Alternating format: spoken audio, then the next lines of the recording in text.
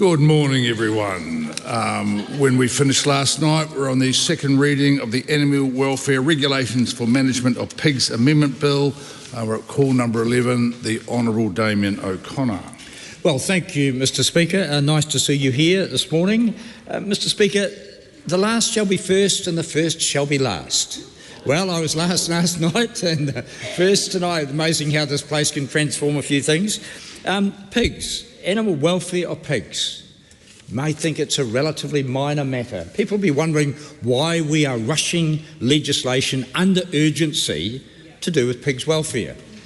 Well, there's a couple of core components of our economy that we need to keep in mind. That is that we use animals to create wealth in this country, and we've done it very, very well. I have to say that for the most part internationally we're recognised as having good animal management systems, but there's an evolution in awareness, just there has been around DDT and nicotine and other things like that, that actually we've become aware of sentience and actually the fact that animals are not just things to be used and abused.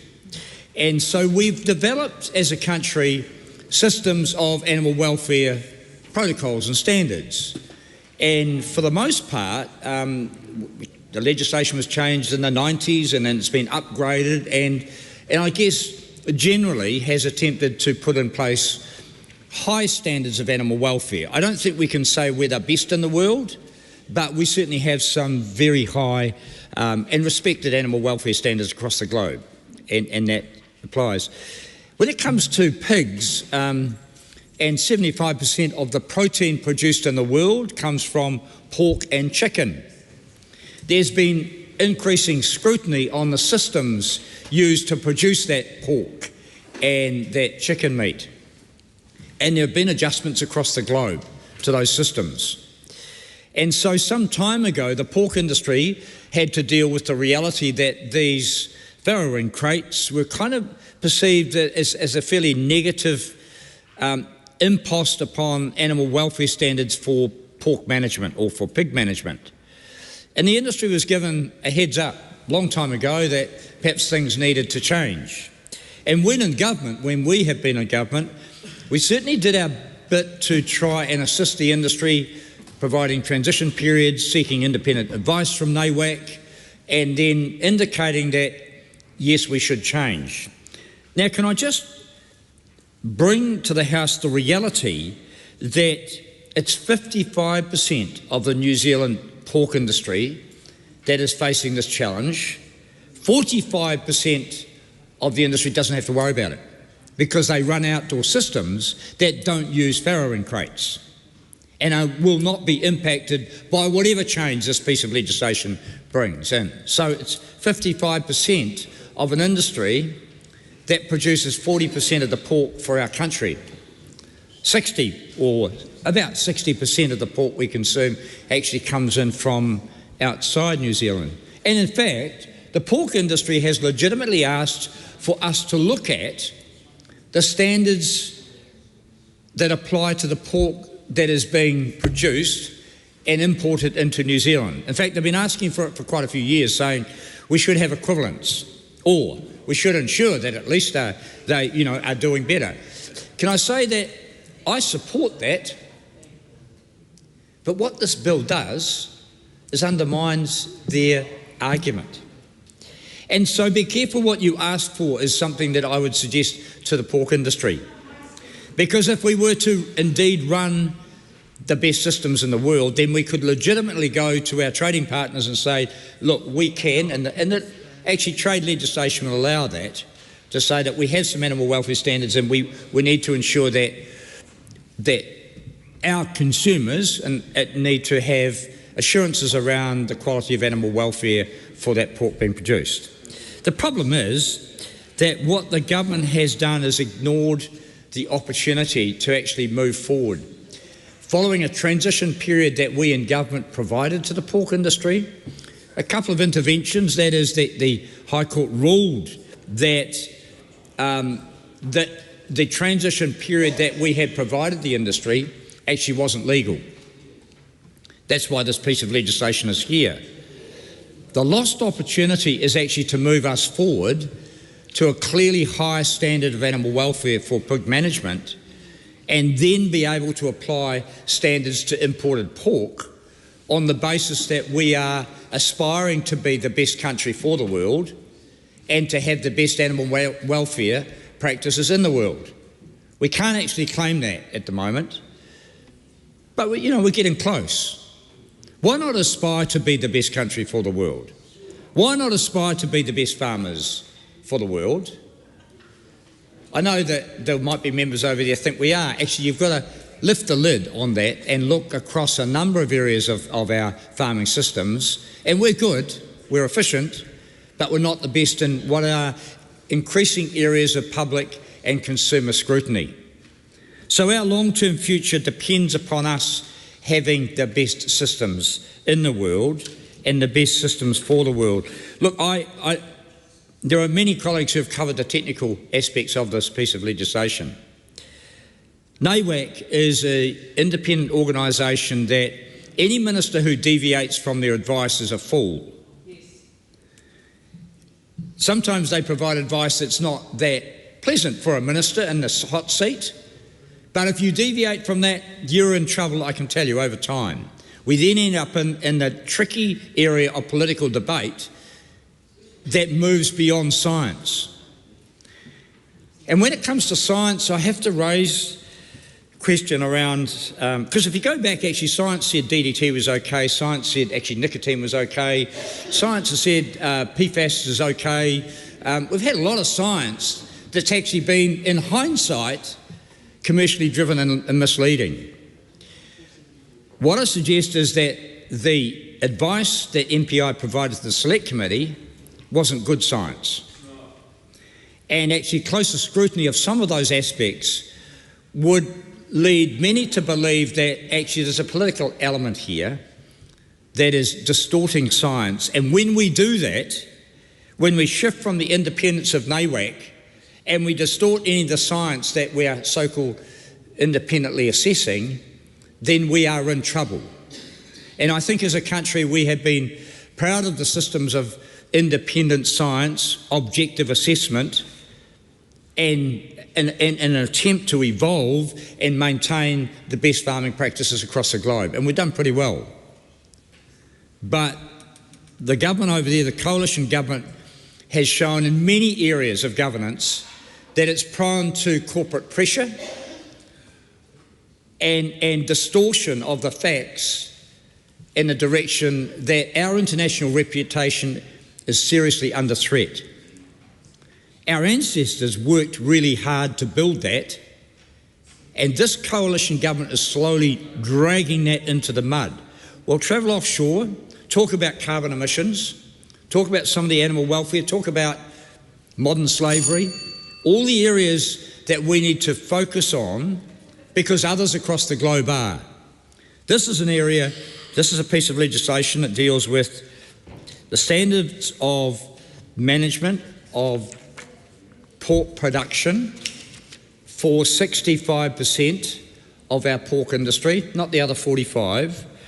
And the question that it begs is, has the government missed an opportunity to put us ahead of the world and to indeed, or are they just bowing down to what has been a pretty consistent approach from the primary sectors is, let's kick for touch and let's just try and move this down the road. They did it on emissions and agriculture, still haven't addressed that issue and the challenge. Doing it on some animal welfare standards, this is a missed opportunity. And so if the pork industry, or the 65% of the pork industry that relies on this piece of legislation and maintaining the status quo with minor adjustments, because that's all it is, then they are kidding themselves to think that this offers them certainty. And whether it be New Zealand consumers or others offshore, trading partners, we're under the spotlight, and it is important that when we do make adjustments, we do it for scientific, for well-founded, for robust reasons that do give industry certainty, or as much as we possibly can, that don't try and pretend that this is a short-term relief pressure, but still ignores the reality of the changes that the industry will have to make over time to ensure that it survives. Dana Kirkpatrick. I rise to take the last call on this bill, the Animal Welfare Regulations for Management of Pigs. Just a couple of points I'd like to make, Mr Speaker, to remind everybody who may have been listening to the dribble from the other side just recently. The policy objective is to support a legally compliant and welfare-focused transition for New Zealand pig farmers. It's quite simple, and I'm not sure, but if anyone hasn't read the RIS, but the consultation undertaken has been significant, wide-reaching, and there were changes made as a result of that. I commend the bill to the House. Arana Williams, the Te Pāti Māori call.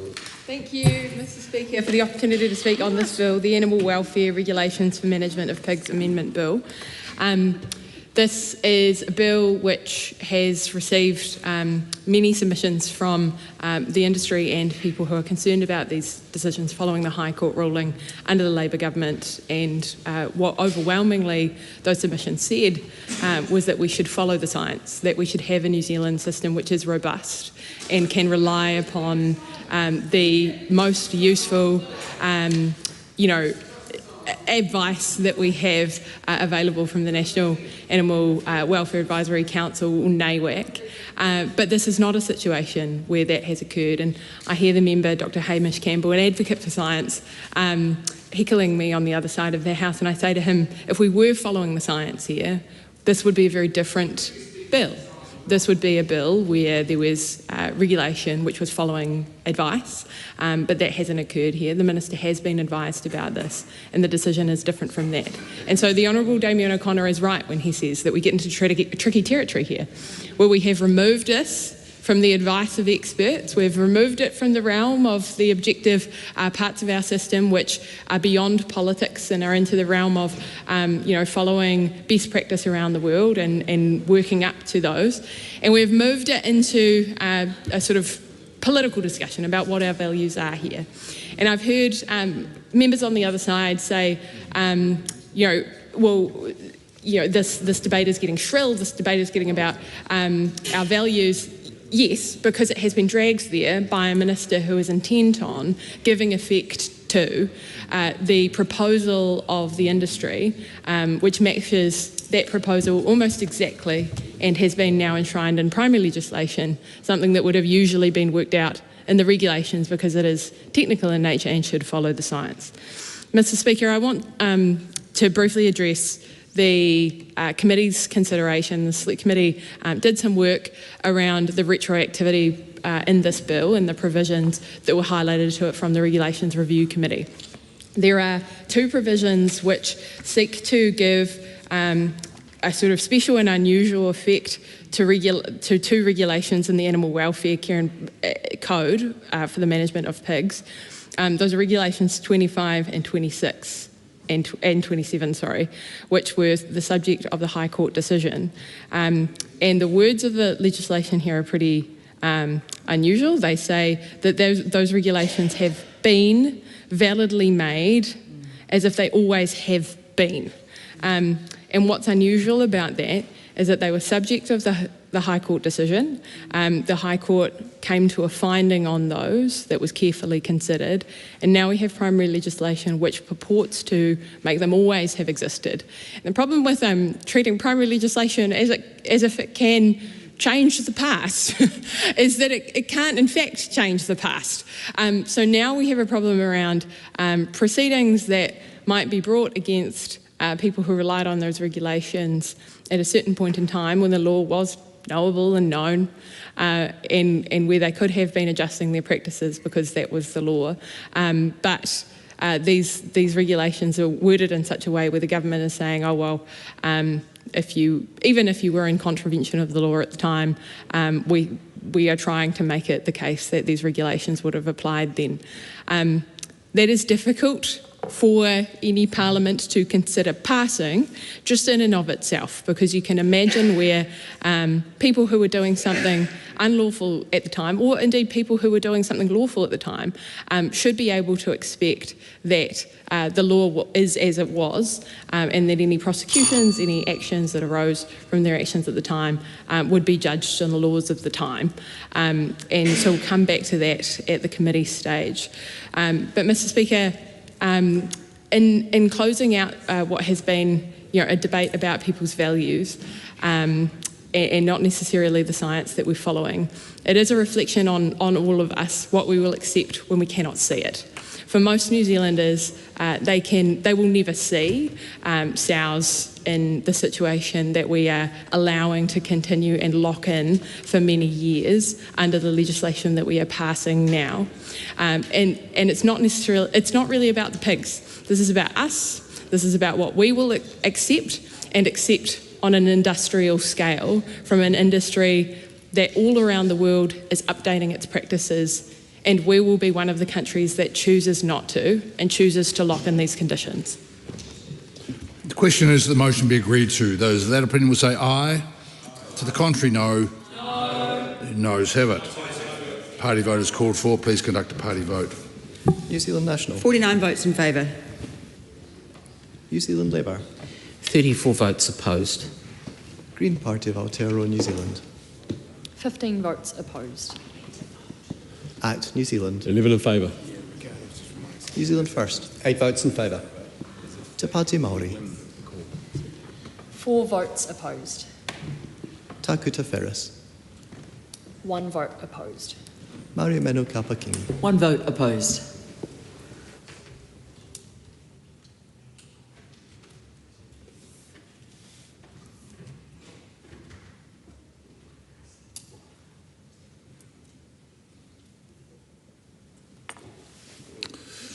The ayes are 68, the noes are 55. The question is agreed.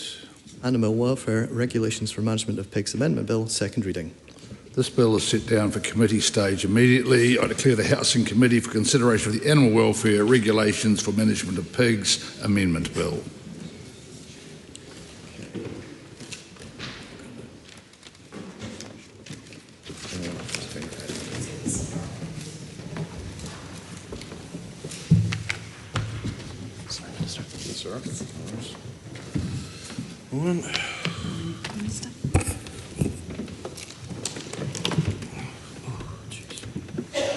Members, the House is in committee on the Animal Welfare Regulations for Management of Pigs Amendment Bill. We start with Part 1.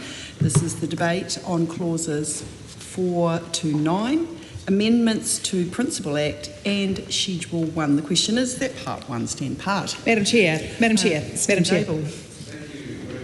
Chair, I just want to give a very brief context for the complexity of the subject matter in the bill. While the bill is not particularly long, there are a lot of important details that we need to prosecute. The main determinations being decided here are to do with 4 impacts on the way that pigs are farmed. The primary one being the use of farrowing crates, the secondary one being the size of the weaner and the grower pig pens, the third one being the use of mating stalls, and the fourth one being the availability of manipulable materials. So that's to give context to the subject matter.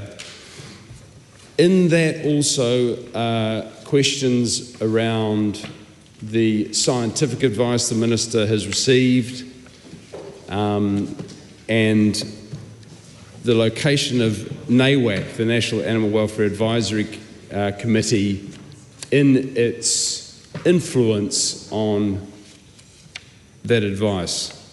Thirdly, there is the question of the extent to which the Minister has considered economic matters or industry financial matters or viability matters as against the obligation of considering the Animal Welfare Act. And probably the final one is the impact on the Animal Welfare Act and its intent. In this part one, the amendment to the Principal Act, Section 71 amended, we're immediately greeted with the attempt, one might say, to curtail the ability of the National Animal Welfare Advisory Committee to give strong advice that is, as my colleague Damien O'Connor alluded to, almost invariably accepted by the Minister. This section and Clause 4 and Clause 5 are the place where essentially NAWAC is hogtied, not wishing to make a pun, but they are neutered to being obedient to the Minister's determinations on what the code should contain.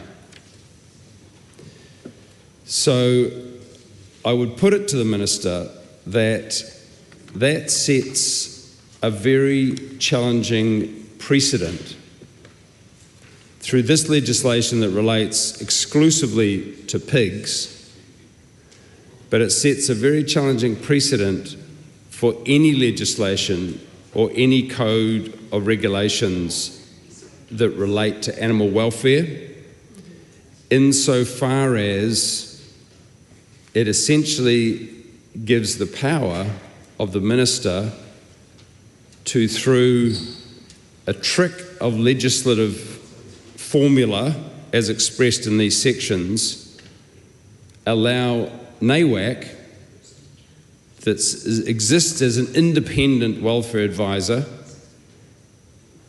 to be overridden by a preferred code of the Minister of the day. We're talking about pigs today, but we could be talking about the code of welfare for any number of animals in the future. My question to him is, I have actually asked a question, Simon. Yeah, Watts. I've got it. Yeah. So my question is the extent of his concern about that precedent being set. And I would put it to him that defeats the very elegant structure of our animal welfare laws and codes and regulations, which allows there to be independent advice that the Minister can take despite the strong voices that will invariably come from industry. And my concern, Mr. Chair. Steve Abel. My concern is that the Minister is setting a dangerous precedent for how we treat our animal welfare laws in general. I'll allow him to answer on that and take another call soon. Thank you. I thank the Minister, member for his question. Just firstly, he raised what consideration was put around economic matters. Now, that primarily relates to the transition time. So when I looked at the economic impact, it was around that's why we need a transition time.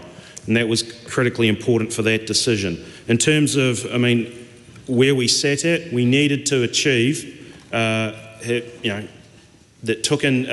met the requirements of the Act. So whatever regulations we came up, they needed to meet the requirements of the Act. Now, we could have had many different scenarios that met the requirements of the Act. So long as they met the requirements of the Act, then of course we can look at, okay, what makes practical sense, what makes economic sense. But first and foremost, they need to meet the purposes of the Act in terms of that welfare. Now, in terms of, you raised section 71, 73, or the points there where you're talking about 71, 73 and 75. To be honest, when I first read that, I asked, what precisely does this mean? And although I used quite different language. And I guess when I finally managed to get my head around this after talking to the lawyers quite a bit, I guess where we've got to start with is the fact that historically how codes have been developed, we develop the code first, and then you've got the code written down, and then that code, there'll be suggestions around regulations. The regulations are then made after the code has been developed. Because of the time pressure we've got with this one, we've got these, the transition period, the initial transition period finishing next week, so we had to do these regulations first, and we're still working on the code. And so, key thing is, whilst this code we're still going to be working on, we need to make sure that whatever NAWAC feels that they should recommend to me, that they're not constrained by feeling like, oh, no, we can't do that because we're hamstrung. So we need to make sure that what's in the code works with these regulations. That is the intent. And I would just add, in terms of the compliance, or sorry, not compliance, the independence of NAWAC, that is not, what you described is not what is intended here. It is not restricted by the bill. The amendments are made in the bill do not dictate what NAWAC can recommend, nor what minimum standards or recommendations the Minister can use. The provisions provide that any standards that NAWAC or the Minister are satisfied are needed to give effect to, or for consistency with regulations 25, 27, must be treated as meeting the purposes of the Act. So it really is about trying to get, an example would be manipulable. If we wanted to have minimum standards around deformable or manipulable material, so NAWAC, or in the development of this code, we decide we need to have some minimum standards around that we're not constrained in any way by what's in the code. So that is the intent. It is not to hamstring NAWAC in any way, forgive the pun. It does ensure their independence. Mr. Chair. One more. Thank you, Mr. Chair. I appreciate that. So to take a broader interpretation of those sections, I appreciate the answer, Minister. The High Court judgment in 2020 found that the status quo was unlawful, and that was the basis on which a time frame was set for moving beyond farrowing crates. Now, the effect of this bill is to essentially defeat that judgment, because we know, because this information has been released, that Crown Law has advised that there is a risk that if a change is not made within the time frame you just mentioned, by the 18th of December, that farmers still using farrowing crates under the status quo will be liable to being taken to court. And that is the reason for the rush.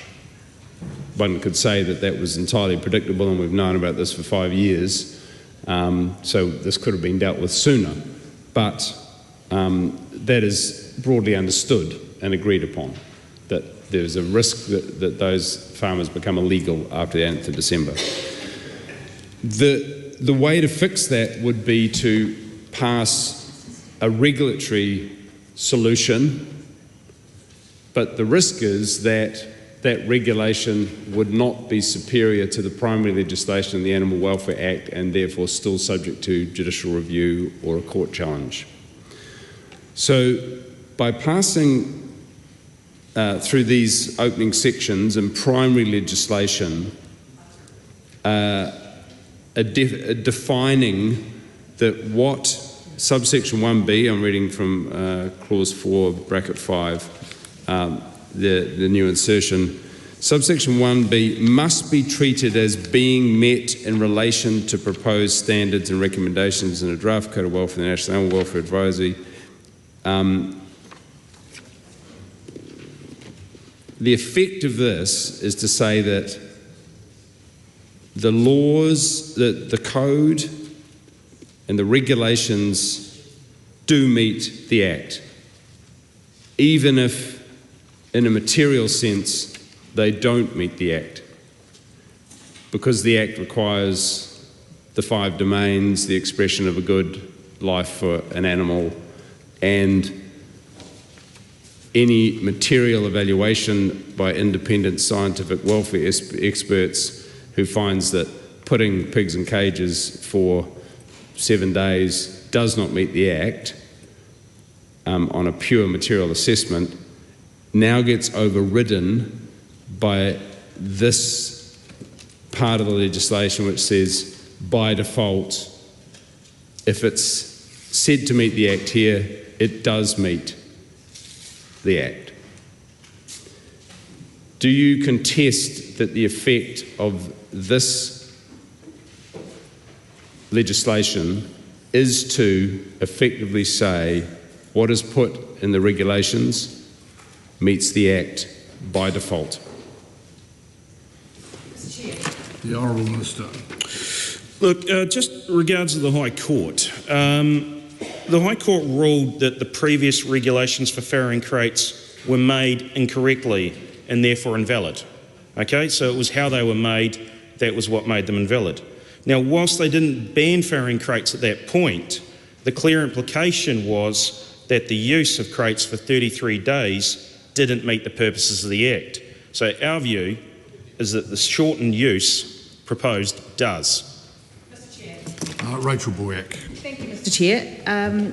I'd just like to begin by speaking to, I guess, my intent in terms of how I wish to prosecute this particular bill through the committee stage. Mr. Chair, you'll note that we have 2 parts, and with each part refers to a schedule. And so I will be speaking substantially this morning around part 1. I also note there have been a substantial number of amendments to this bill from myself, from my colleague Ardena Williams, and from members of the Green Party. Ardena Williams' amendments talk specifically to the early part of part 1 across clauses 4, 5, 6 and 7, and so I'm just signalling that my colleague Ardena Williams will want to take some calls to speak to her amendments in those parts of the bill. In terms of part 1, I have some amendments to clause 8 that I'm going to wish to talk to quite specifically, which is around elements of the retroactivity in terms of this bill. Mr. Speaker, the other matter that I wish to note just at the beginning of this part of the discussion this morning is that we did have a truncated select committee process. When the Minister first introduced this bill into the House, he put forward a February report back date. The committee elected to report back earlier in November, and what that meant is that there was less time available at Select Committee for Select Committee members to hear from the public, to recall officials for further advice, particularly in relation to some elements in Part 2 which relate to the science. So we'll get to that in Part 2, Mr. Chair. So I'm just noting on record right now that as a member of the Select Committee that voted against that truncated process, there are a lot of unanswered questions that this is now the appropriate opportunity for us to be able to answer those questions due to that truncated process. So now I'm just going to speak specifically to Clause 6, and I have a question for the Minister specifically related to Clause 6. So in the explanatory note, page 4, Clause 6 amends Section 75, which provides for the Minister to issue a code of welfare that is recommended by NAWAC. It also provides for the Minister to refer the code back to NAWAC or to decline to issue the code. Clause 6 then inserts new sections 75 4A and 4B. And there are some matters related to that we can interrogate further, which is essentially that the report prepared by NAWAC after a code is referred back to it by the Minister must be treated as complying with the purposes of the Principal Act if NAWAC is satisfied. So it is pleasing to see that the second part to this does give NAWAC that responsibility to be satisfied that the code gives effect to and is consistent with those regulations. But in terms of, I have some specific questions around the drafting of section 75 4A and 4B, which is over on page 3. So we're looking at Part 1, Clause 8, it's Section 6. Clause 6, sorry. Says here under 4A, standards and recommendations in a code of welfare issued under this section must be treated as complying with the purposes of this Act if the Minister is satisfied that they are needed to give effect to or for consistency with any of regulations 25 to 27 of the animal welfare regulations. So my understanding is that the code of welfare is drafted by NAWAC and then referred to the Minister. 4B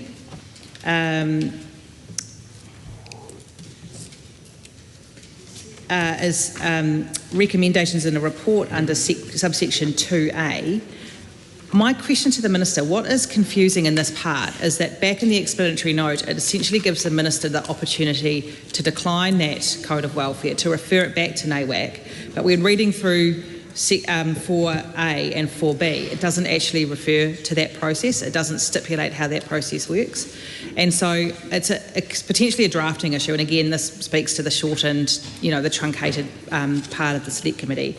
I'd like some answers from the Minister about exactly how that referral back process works, where it's actually stipulated in legislation, and on what criteria would the Minister refer something back to NAWAC for essentially declining the code and referring it back to NAWAC. So that's my first question to the Minister. Mr. Chair. The Honourable Minister. Well, I guess I can just give an example in terms of the Minister referring back to NAWAC.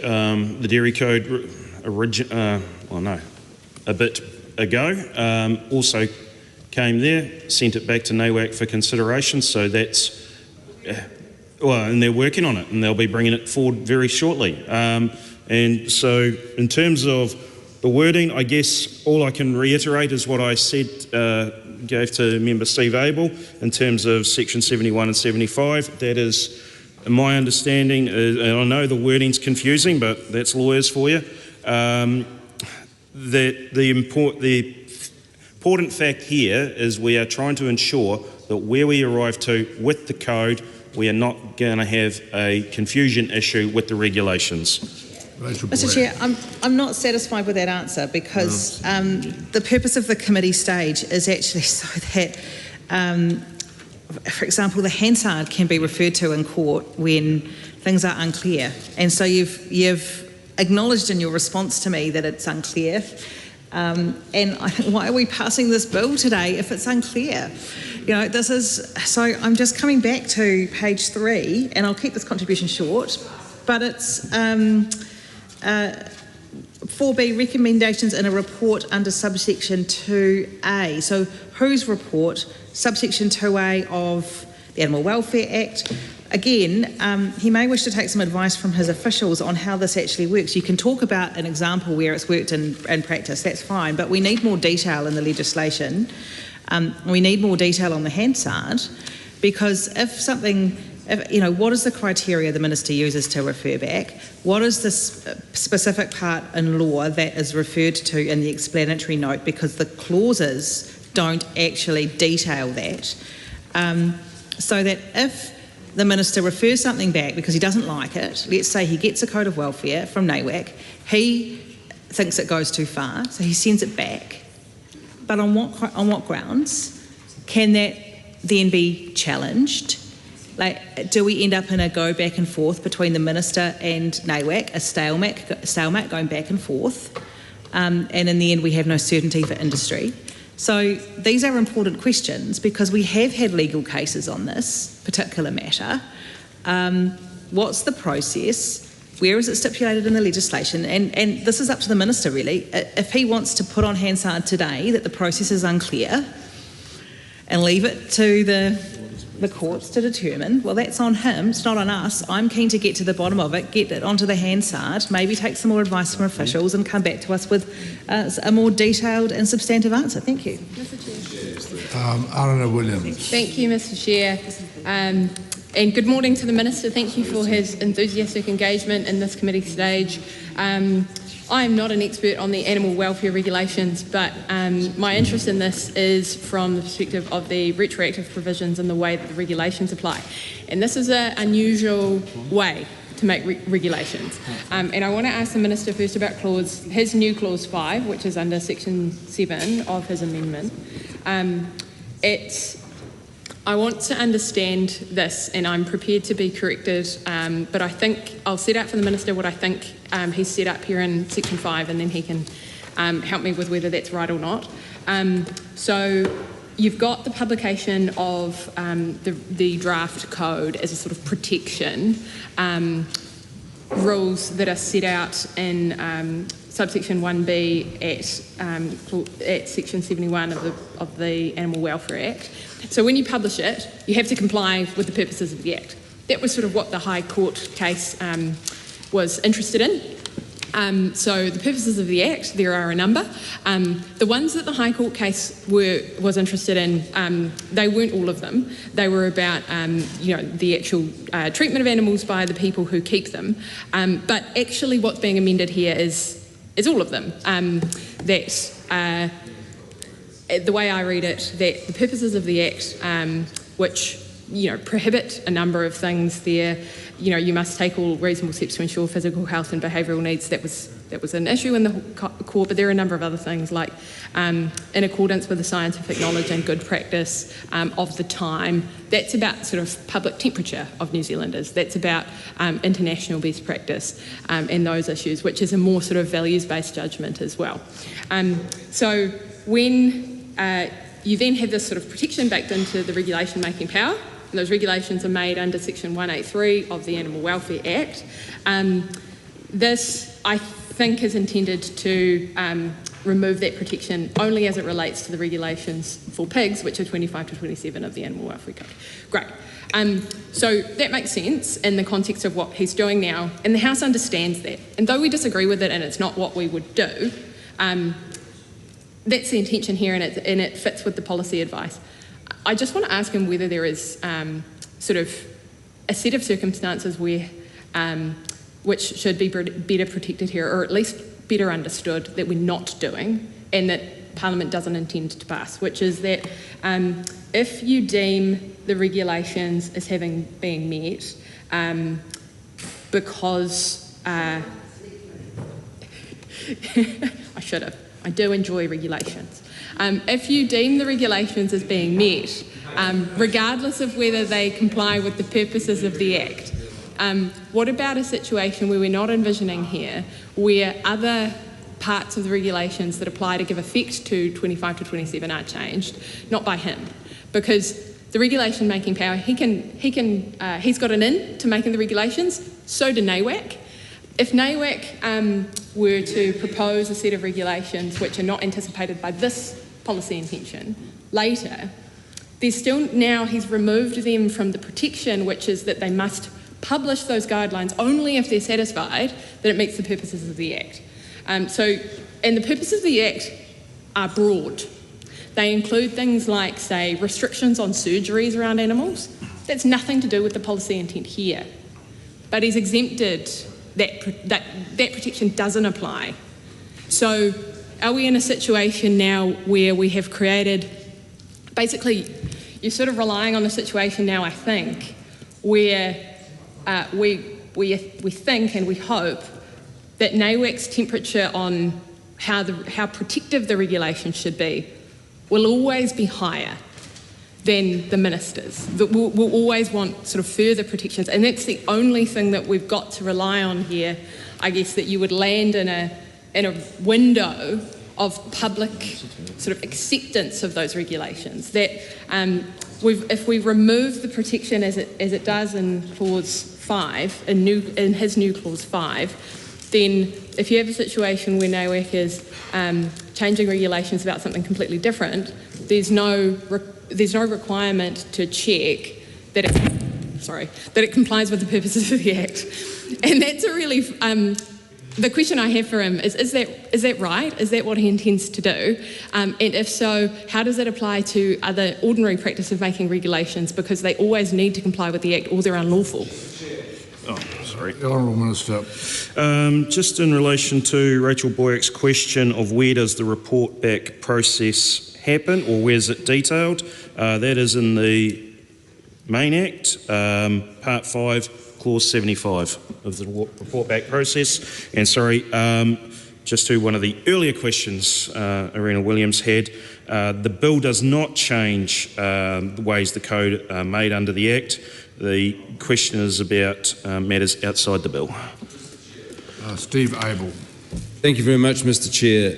I just wanted to follow up on a couple of the responses from the Minister in Clause 5 regarding the amendment of Section 75. Minister, you said the wording is confusing and that what we're trying to do is avoid confusion, which we share in that objective, obviously.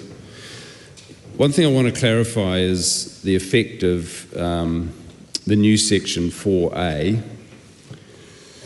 Standards and recommendations in a code of welfare issued under this section must be treated as complying with the purposes of the Act. That seems to be a crucial point where the code of welfare, no matter what it is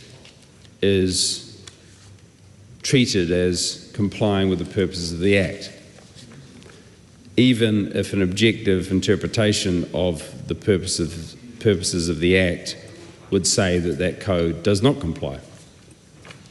So, for example, saying that you can keep pigs in a cage for, 5 weeks at a time, or for 7 days at a time in this instance, may be interpreted by an objective evaluation to be inconsistent with the purposes of the Act. But this clause says that by fiat, in a sense, of that wording, it must be treated as complying. A code can essentially override the purpose. And so my other two, that's, I just want to seek clarification as to whether I'm understanding that correctly. Secondly, who has the final say on the code of welfare? Recognising the Minister will receive a recommendation from NAWAC, who has the final say on accepting that code? And the second part of that new section, if the Minister is satisfied that they are needed to give effect to or for the consistency with any of regulations 25 to 27 of the Animal Welfare Act, who has the final say on those new regulations? Obviously that's a determination of Parliament, but the Minister will be the one with the final say, is my understanding. If he could clarify that, I've got a follow-up question if the Chair will allow. Thank you. I thank the member for his question. So again, in terms of 75, the point here is that we've got these regulations, you laid them out at the start.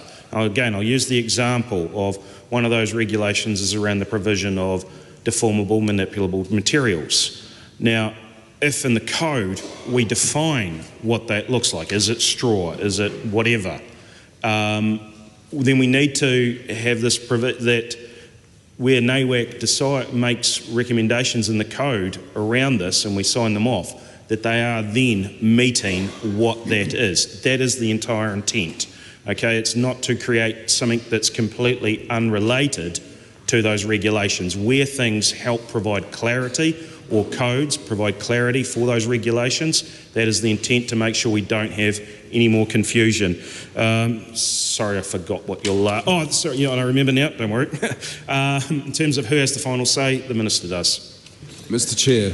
Damien O'Connor. Honourable Damien O'Connor. Thank you very much, Mr. Chair, and I'm ably assisted by lots of legal minds here that are a lot sharper than mine. I'll just go back to a couple of principles, and we are on part one here. I've got a couple of questions to the Minister. He states, of course, we're not changing the Act.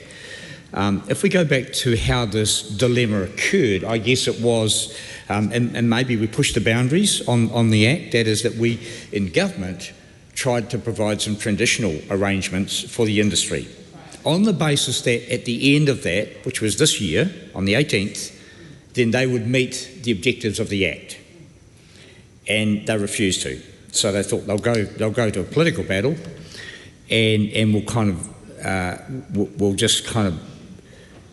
sound this out with the incoming government and we'll see if we can get some changes. And indeed, the industry's done a lot of very effective lobbying. Can I come back to the legal judgment, of course, that said that our transitional provisions were not legal because they did not meet the objectives of the Act. And the Minister just said in one of his responses is that we have judged that these new provisions will meet the objectives of the Act. He may be wrong. In fact, the government is often wrong. The coalition government has been wrong. So my question is, will this piece of legislation be subject to challenge as well? And I suggest it might be, because the regulations that we thought in good faith would have provided were within the objectives of the Act and would have provided that transition were deemed by the High Court to be illegal. And if the Minister, as he states, is not changing the Act, we're still in the same dilemma. So the same Animal Welfare Act provisions will apply to the code. So NAWAC may, in good faith, come back with an adjusted code, and the Minister has effectively made legal the retrospective part of that and said we'll carry that forward. But that actually may be challenged as well. And so the point I consistently make here to the industry is this doesn't offer certainty. And so in accepting the mistake made by us in government to provide a transitional regime that was deemed to be illegal, but was going to run out of time, instead of the industry saying, actually, if we're going to abide by the Act, we're going to have to make some changes to our systems, more than what is provided for in this piece of legislation here. So the question to the Minister, is he going to change the Act? And if not, how does he think, because he said that we have judged that these new provisions will meet the objectives of the Act. Where did that advice come from? And what happens if it's wrong? Honourable Minister. So in terms of how have we judged, that is through all the scientific work that has been done and collated by MPI and their team of experts around looking at all the scientific literature that is out there and judging that, yes, these what we have arrived at will meet the purposes of the Act. They believe that this will be sufficient. In terms of this argument that somehow the industry refused to adapt and change, they had no idea what they were supposed to change to. You created a transition, the previous government created a transition period with no stake in the ground as to what the end outcome was supposed to be. There was nothing. There was no codes, there was no minimum standards, there was no regulations that they had to move towards. You set up a transition period for 5 years. Basically, the supposed, here is the code that arrived with me in 2024. That only left 2 years for the industry at that point. We had to work through and get to a point where we'd have something that was workable. That's why we need a new transition period. If you had done it and given them 10 years at that point, and if you had the opportunity to accept the previous NAWAC code, you didn't, that's where we're at. Honourable Damien O'Connor. Look, thank you, because I just want to follow on. I accept the Minister's point that, there was some uncertainty, that we had consulted on a proposal. That's not what we're talking about here, though. That's different. And so indeed, the discussion, which was not easy, the industry always pushed back. There was some debate, and some of those things had not been concluded. I accept that. Can I just move on to the point he makes around the one of MPI's scientific analysis? I'd suggest to him he should go back and check it very carefully. And I'd suggest the author of that, who identified himself at Select Committee, I understand, as the Prime Minister's Chief Science Advisor, hopefully that is robust science. Because the point I made in my first speech here, in the second reading, is that if we deviate from the integrity of scientific advice in this country, we are in trouble. We are in big trouble. So I'd suggest that MPI's scientific advice may not be as robust as it should be. And that leaves the industry exposed, which is the point I ask of him, is he confident that this will not be subject to legal challenge? And I accept that there's a transitional period, I think we do, needed by the industry. The point here, I think, is it's kicking it out too far, and people who understand the need for a transition are saying that's too far, it goes out far too far. And it's kind of unrealistic and exposes us to not just international scrutiny, but the social licence for the pork industry within our own country. So we are trying to help the industry to move to a sustainable space, but some of the signals have not been taken up. I accept that, if we'd been really clear and gone out, then the industry would have been up in arms and said they're all going to collapse. Perhaps we should have done that. Perhaps we should have just said, that's it, move on, and made the major transition. But what this bill is just creating, is doing, is just creating more uncertainty, I'd suggest. So the question is around, is he confident that the scientific evidence and assessment done by MPI is robust enough to stand up to a High Court scrutiny? Mr Chair, Honourable Minister.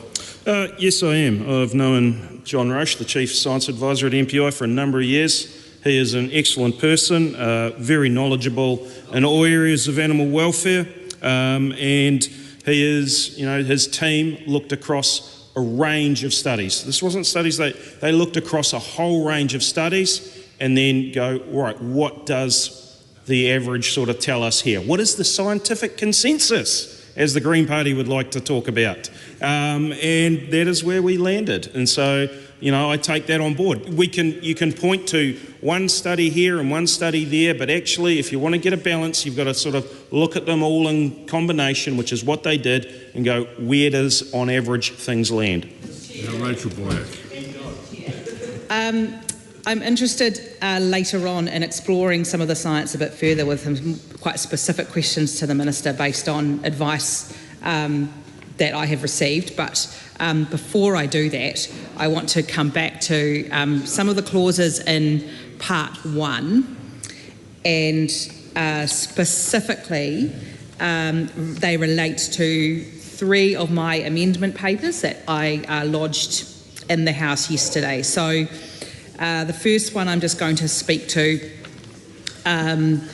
amends Clause 8, and it would, the effect of that amendment would do is new section 2031 would remove the words immediately before and, because one of the matters that we have been exploring somewhat in this committee, but in my view not to enough of an extent, is that what this bill also seeks to do is not only make the regulations enforceable after this Act comes into force, but prior to. Now that is retroactive. That is a retroactive clause in this bill. This is explicitly where it sits, is in Clause 8, and there are 3 of them, which I'll just talk to my amendments in relation to them. The issue that was raised with the Select Committee by the Regulations Review Committee, and I note that the chair of that committee is sitting next to me and may wish to make some calls around this as well. The committee wrote to the Primary Production Committee and advised that we should remove the clauses that are retroactive, because what they do is they create uncertainty in law and they undermine the role of the courts in interpreting the law. They also noted that these 3 clauses assert that there is a certain legal status existed formerly, despite that the law at that point in time may have provided for a different effect. So essentially, by having retroactive clauses in this, it creates real legal uncertainty, and that's problematic in this instance,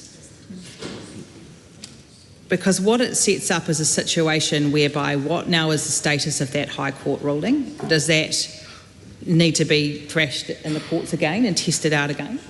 So it actually creates legal risk for government. So the first amendment I've put on the table is to delete the words immediately before and then if you look at new section 2032 and 2033, I also have amendments to those which would remove the piece that says and always has been.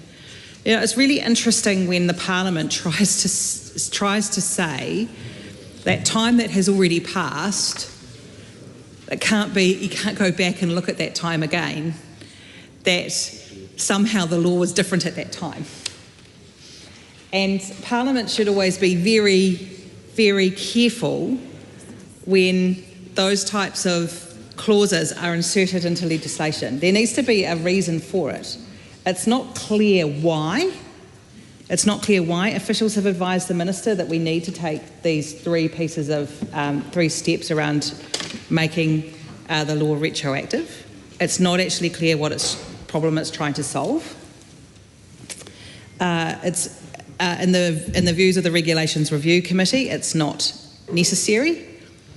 And again, this again speaks to the truncated, shortened version of the Select Committee process that we had, and that again, we're not able to spend enough time interrogating these matters with officials. So, Mr. Chair, I have 3 amendments that would remove the retroactivity components, which I think the government should look seriously at supporting. We should always take real care as a Parliament when we put retroactive clauses into a bill. We have not taken enough care in this instance. Mr. Chair. Honourable Minister. So, in the advice of officials, just to be clear, the view is that Section 203 is not retrospective. It just validates and continues what has always been the case. Now, here we go. The words always has been is common drafting in New Zealand legislation for such a statutory validation as it avoids potentially implying that there is any point at which the regulations have not been valid. All right, and just members, we have now, we're looking for reasonably specific, particularly around amendments from henceforth, rather than broad-based statements. I think we've covered most of the contextual matters. So now go to Steve Abel. Thank you, Mr. Chair. I can refer to amendment, but I also, because the conversation has kicked off around the science, I'm loath to not address some questions to the Minister around that, if this is the appropriate time. It relates specifically to mention of regulations 25 to 27, which are mentioned in clause 6. I presume we will get to them later in the schedule as well, but it relates to the scientific advice that the Minister referred to that he received from the Chief Scientific Advisor, John Roche. I wonder, has the Minister seen and I have got an amendment in this in the regard to Regulation 25 as well, if the Chair would like me to articulate that. I wonder if the Minister has seen the response of SPCA to that advice, which says that it does not accurately represent scientific evidence and it characterises animal welfare science, an area in which New Zealand is world-class and has world-class expertise, as entirely subjective.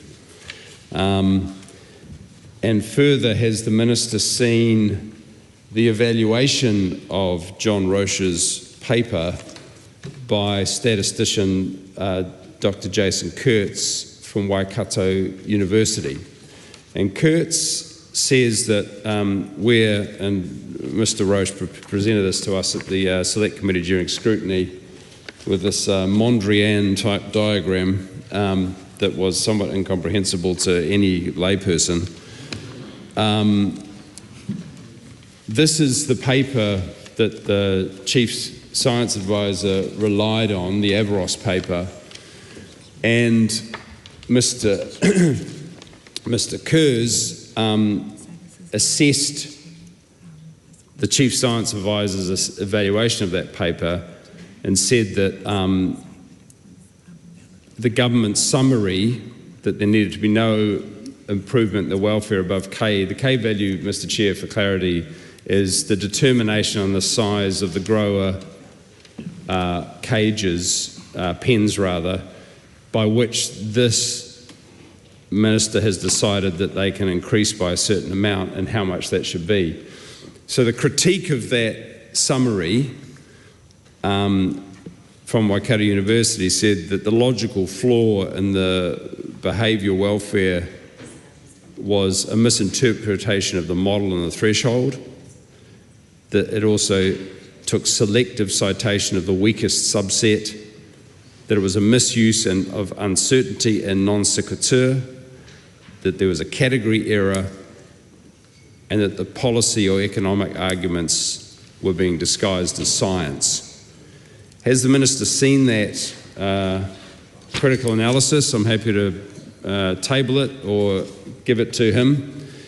And to pick up on my colleague Damien O'Connor's point, is it not deeply concerning if there is a suggestion, as this paper concludes, that animal welfare, as distinct from production efficiency, is measurably compromised at lower space allowances for grower pigs, and that if there is any suggestion that the Chief Science Advisor has presented an interpretation of science that happens to very conveniently align completely with the preferences of the New Zealand pork industry, shouldn't you, as Animal Welfare Minister, concerned about accurate independent science, be concerned that that is a very risk for the credibility of the decisions that you are making based on that advice? Rachel Boyack. Yeah, I also, because the Minister has brought the science into the conversation, technically it probably sits more with part two, but the Minister has brought into it, and my colleague Steve Abel has just referred to a paper that I also intend to seek leave to table. Mr. Chair, I want to refer, Mr. Abel has quite rightly raised the paper, which is reflects on the MPI science summary's reliance on Avros, and that the inferences in that science summary are incorrect. So I want to just, commend his comments because I agree with them.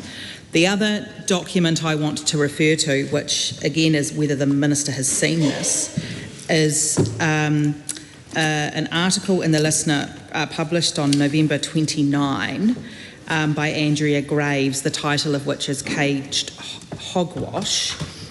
And there are comments in here where the journalist spoke to a number of animal welfare experts, and here is some of the comments in the article related to that science summary. So 8 animal welfare experts the Lister spoke to, 8, including university scientists, veterinarians and former NAWAC members, described the summary as appalling, incomprehensible and biased.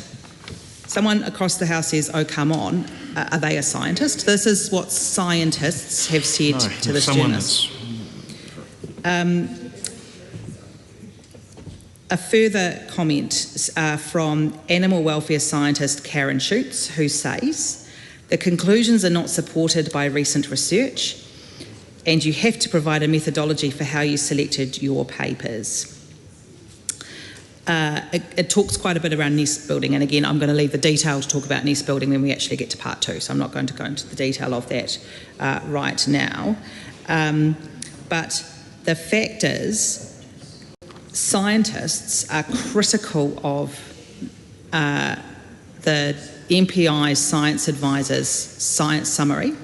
They're critical of that, and we have that on record. So this particular paper that Mr. Abel referred to, and so do I need to do a point of order? So I'd like to take a point of order to seek leave to table these 2 documents. So Point of order. Point of order. Leave is sought. Yeah. Point of order. I seek leave to table the paper prepared by Dr. Jason Kurtz, who is a statistician from the University of Waikato, titled Critical Analysis of Government Justification on Space Allowance and the Avros Model. This is not a paper that is available in the public domain. Leave is sought for that purpose. Is there any objection? There is none. And further point of order, Madam Chair. I seek leave to table the article printed in the Listener on November 29. That one should be publicly available. Yep, it should be. Not many people Right, thank you. So I won't put that point of order. I'm going to take a call from Lawrence Yunnan. I was waiting I've only briefly come into the House. I was watching before I came in. I was waiting for a question in that last speech that we had. I was in the House yesterday and I saw some great dialogue going on between the Honourable Rachel Brooking and the Honourable Chris Bishop in a Q&A session, and that's what we'd be looking for in a session like this. I see a lot of it's been covered off, but that's what I'm expecting is very concise questions which haven't yet been asked to the Minister. Lawrence Yunnan. Thank you, Madam Chair, and I'm happy to have a little back and forth with the Minister. And I want to focus on a specific section that hasn't covered, because I think this bill presents two different interests and opportunities, and one with our colleague Rachel Boyack and Steve Abel from an animal welfare perspective, and the other side is for the likes of Alana Williams and myself from a regulatory making power perspective. I want to focus on Schedule 1. Schedule 1, which is technically Clause 9 of Part 1. And I want to particularly focus on the Part 3, new Part 3, Clause 8, Subclause 3. And I know that we talked a little bit about the reporting and the content of the report, etc., but I want to just focus on the wording of this. I guess my first question to the Minister before I talk about the amendment is, it's very unusual and peculiar to see that if a report on a code, or if a report... just for the Minister's purposes, could you just repeat the clause? Oh, yep. So Schedule 1, new Part 3, Clause 8, Subclause 3. This is page... I'm actually referring to... Page 6 on the... Page 6 of the bill and page 7 of the Minister's amendment in... Yeah, I've found it. Thank you. 471. I guess the first question to the Minister is, it's very peculiar to have a report or a code being made or being able to take effect before the commencement of anything, really, before the commencement of the... Can I just check with the Minister, what is the rationale of basically legitimizing a code before commencement? I'm sorry. Happy to keep going. Carry on. If the Minister wants to seek some advice. So further on to that, because like I said, the idea of legitimizing a code or a particular regulation or etc. And this is also a very interesting bill in the sense that we are making changes, and we can talk more about that in Part 2, but making changes to regulations, which is secondary legislation within a primary legislative setting, i.e. the House. So from the purpose of this, I want to check with the Minister that, the idea of having something legitimizing something before commencement is very peculiar. So one of my amendments I want the Minister to consider is rather than before commencement, the normal standard of wording that we tend to use is on the day or the day after commencement. So that, for example, will actually be, I think, a more appropriate framing. If the Minister, I see the Minister just received some advice, if the Minister wouldn't mind considering, I'll get the Minister to respond to that because I saw the Minister just got some advice and I'll ask my next question. Yeah, look, this is just enabling the transition clause. It's similar to what I described earlier in regards of sections 71, 73 and 75. Madam Chair. If it's a transitional clause, that's even more, I guess, in some ways concerning, because that's not how normally we would assume a transitional clause is framed in here. So just to give an example, yesterday we had the Fast Track Approvals Amendment Bill, where the minister released an amendment to that's specifically to account for situations of transitional savings and concerns by having two separate commencement dates, where there is a first commencement date that potentially could be, in this context, set in place when the report is made, and a second commencement date when the report takes into effect, without having to legitimize the report before commencement, which again, it's almost like we are now saying laws will take effect before they even commence, which again, something we talked about in terms of retrospectivity, but this is a very peculiar wording. I actually would disagree. I would say that the very purpose of committee stage is for us to do this, especially in the context that there has been High Court challenges and there's a judiciary challenge on something like this. So the fact that we're in a rabbit hole would be very appreciated by the judiciary in the future. The next thing I want to check with the minister is my amendments, and this is, I'm going to move from 8.3 to 8 subsection 1C, which is that the code contains standards or recommendations that the minister is satisfied. And I think there are two things over here, and again, I don't see any particular checks and balance in terms of the regulatory making power in this particular case. You know, I don't see the minister, there's any sort of ability for the minister to review. It is technically within the minister's power because it is a secondary legislation, so we're not seeing Henry VIII clause here. At least I don't know, unless the minister is able to enlighten whether this is going to be a Henry VIII. I'm seeing head shaking. But the fact that the minister unilaterally can make something like this without any form of checks and balance is a concern. So I would ask the minister to consider, and this is two of my amendments, one of them is whether the minister would consider inserting that the code contains standards or recommendations and the minister, after consulting with National Animal Welfare Advisory Committee or NAWAC, unless that's something the minister is going to plan on doing anyway, or alternatively, the code contains standards or recommendations that the minister, after consulting with relevant animal welfare or advocacy organizations, is satisfied are needed to give effect to or consistency with. And these two amendment papers are the ones that are tabled 1152-14 and 1152-15. Honourable Andrew Hogarth. So in terms of the finalised code, we will be doing further consultation with various groups and NAWAC on that. Madam Chair. Aotearoa Williams. Thank you, Madam Chair. I also want to take the Minister to Schedule 1. And following on from Dr. Lawrence Yunan's questions, I want to clarify with him the interplay between this and his new Section 7 his new Section 5, which amends 73(6) of the Principal Act. Question, it's a simple question. When he was intending to basically insert by primary legislation something into the code, which is what Schedule 1 does, did he have advice on whether he should leave that route open for the Minister? Because my reading of this, and I think he can nod or give me an indication, I think that Schedule 1, this is a one-time only. And if this is a one-time only, what are the trade-offs he was making there for the Minister to be able to change these 25 to 27 provisions?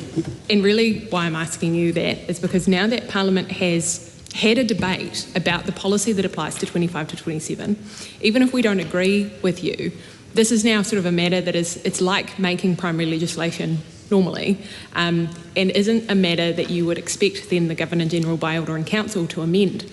But you've left that open at your new Clause 5. So is it the case that, like, we would love this, we would love it if the Order in Council later amended the policy to give effect to a policy that we agreed with, and that those could be minor tweaks to achieve the policy aims of the Labour Party, but that would be inappropriate. It would be inappropriate to do that because Parliament has now made you've made a choice here not to pass a law, which is the Farrow and Crate Primary Law Act Bill in the name of Andrew Hogarth, and that's your choice. But then we've left open this power at Clause 7 to amend it. And I also want to ask the Minister, is that still regulations? Like, is the regulations 25 to 27, in his mind, is that still secondary legislation? And would it be appropriate for the lawmaker to make a different decision that departed from his policy intent? Honourable Andrew Hogarth. Oh, sorry. Look, if the question is are we trying to leave the door open to extend the extension again? No. It's 10 years, it's done.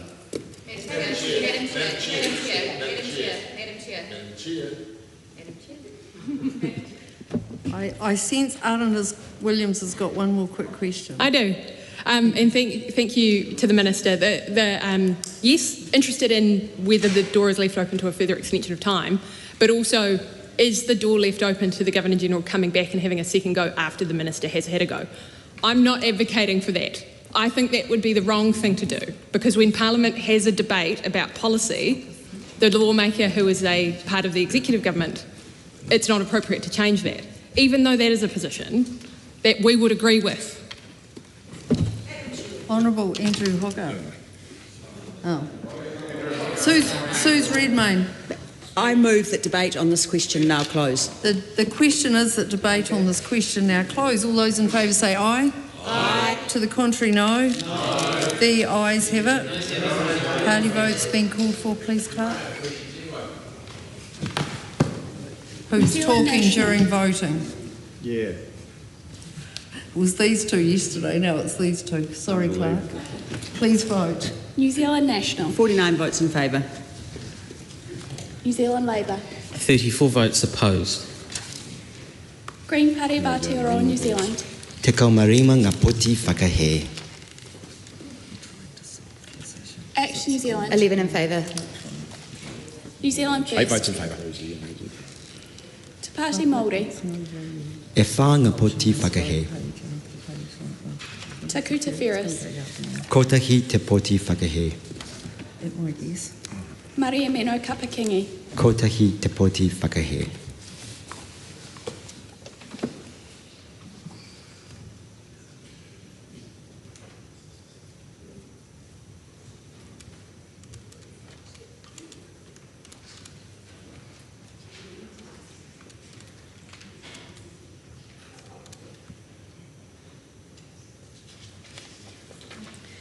The ayes are 68, the noes are 55. The question is agreed. The question is that Dr Lawrence Yunan's tabled amendment to AP number 471, amending clause 4, section 71(5) to change must be treated to may be treated be agreed to. All those in favour say aye. Aye. Contrary, no. No. The noes have it. Party votes called, please, Clerk. New Zealand National. 49 votes opposed. New Zealand Labour. 34 votes in favour. Green Party of Aotearoa, New Zealand. Te kaumarima ngā poti e whakaai ana. Action New Zealand. 11 opposed. New Zealand First. 8 votes opposed. Te Party Māori. E whā ngā poti whakaai. Te Kuta Ferris. Kotahi te poti whakaai. Maria Meno Kapakingi. Kotahi te poti whakaai.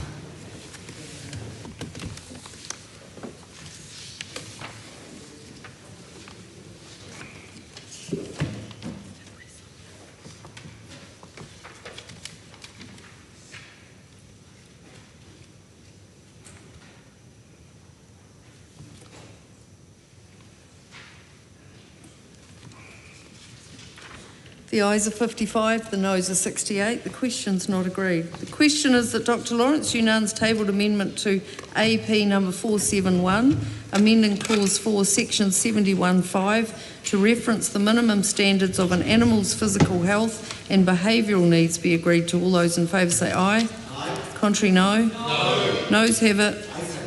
Party votes being called for, please, Clerk. New Zealand National. 49 votes opposed. New Zealand Labour. 34 votes in favour. Green Party of Aotearoa, New Zealand. Te kaumarima ngā poti e whakaae ana. Act New Zealand. 11 opposed. New Zealand 8 votes First. opposed. Te Pāti Māori. E whā ngā poti whakaae. Te Kuta Ferris. Kotahi te poti whakaae. Maria Mino Kapakingi. Kotahi te poti whakaae.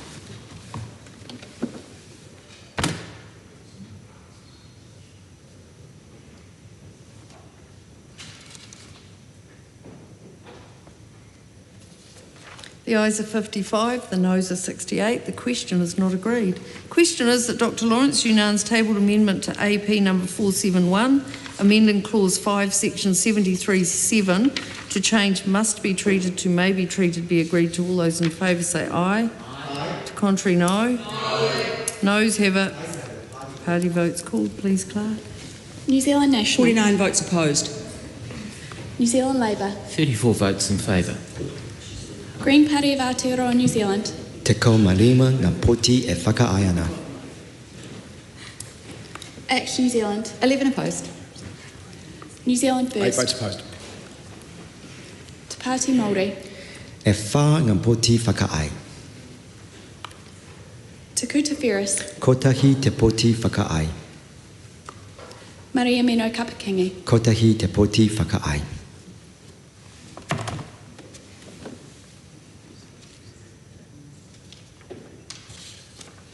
The ayes are 55, the noes are 68. The question is not agreed. The question is that Dr Lawrence Yunan's tabled amendment to AP number 471, amending clause 5, section 73(7) to reference the minimum standards of an animal's physical health and behavioural needs be agreed to. All those in favour say aye. Aye. Contrary, no. No. Noes have it. Party vote called, please, Clark.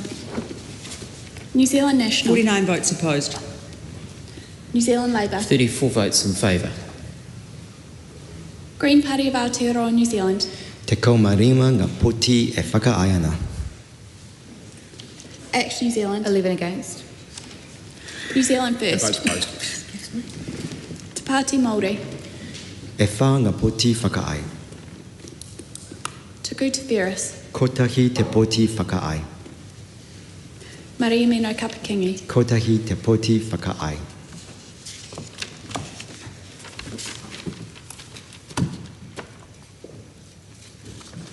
The ayes are 55, the noes are 68. The question is not agreed. The question is that Dr Lawrence Yunan's tabled amendment to AP number 471, amending clause 6, section 75(4)(a) to require consulting with the National Animal Welfare Advisory Committee be agreed to. All those in favour say aye. Aye. Contrary, no. No. Noes have it. Party vote called, please, Clark. New Zealand National. 49 votes opposed. New Zealand Labour. 34 votes in favour. Green Party of Aotearoa, New Zealand. Te kaumarima ngā poti whakaae. Act New Zealand. 11 opposed. New Zealand First. 8 votes opposed. Te Pāti Māori. E whā ngā poti whakaae. Te Kuta Ferris. Kotahi te poti whakaae. Maria Mino Kapakingi. Kotahi te poti whakaae.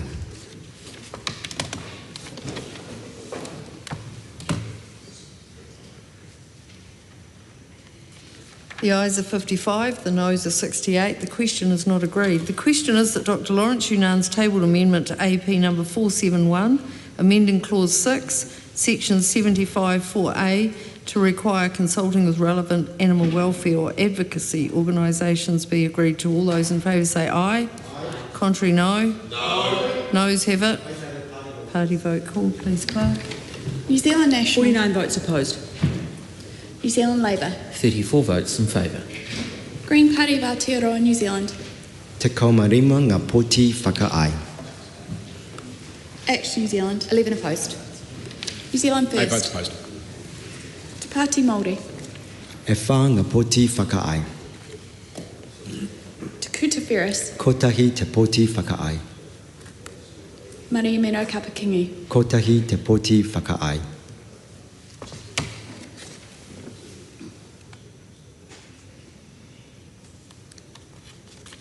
The ayes are 55, the noes are 68. The question is not agreed. The question is that Dr Lawrence Yunan's tabled amendment to AP number 471, amending clause 6, section 75 4B, to change must be treated to may be treated, be agreed to. All those in favour say aye. Aye. Contrary, no. No. Noes have it. Party vote called, please, Clerk. New Zealand National. 49 votes opposed. New Zealand Labour. 34 votes in favour. Green Party of Aotearoa, New Zealand. Te kaumarima ngā poti e whakaaeana. Action New Zealand. 11 opposed. New Zealand 8 votes First. opposed. Te Pāti Māori. E whā ngā poti whakaae. Te Kuta Ferris. Kotahi te poti whakaae. Mari Meno Kapakingi. Kotahi te poti whakaae.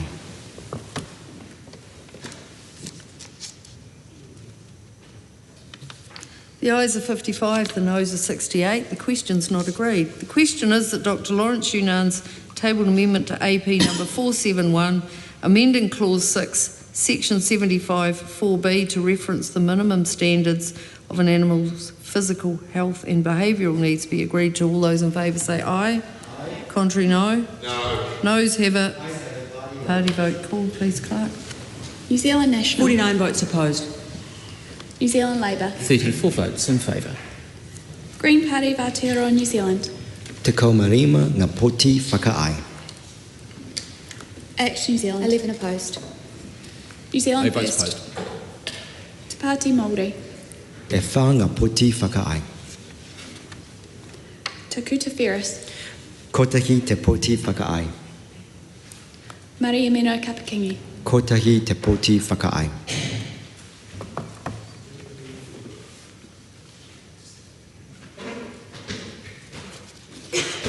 The ayes are 55, the noes are 68. The question's not agreed. The question is that Dr Lawrence Yunan's tabled amendment to AP number 471 to delete clause 7 be agreed to. All those in favour say aye. Aye. Contrary, no. No. Noes have it. Party vote called, please, Clerk.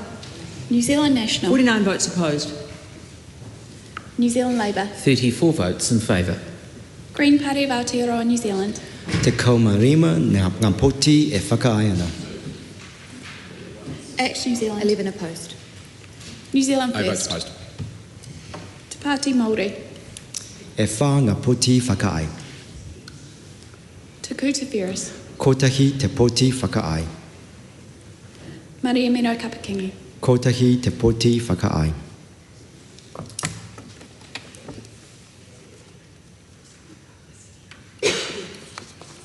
The ayes are 55, the noes are 68. The question's not agreed. Question is that Dr Lawrence Yunan's tabled amendment to AP number 471, amending clause 8 to delete new section 203, be agreed to. All those in favour say aye. Aye. Contrary, no. No. Noes have it. Party vote called, please, Clerk. New Zealand National. 49 votes opposed. New Zealand Labour. 34 votes in favour. Green Party of Aotearoa, New Zealand. Te kaumarima ngā poti e whakaaeana. Action New Zealand. 11 opposed. New Zealand 8 votes First. opposed.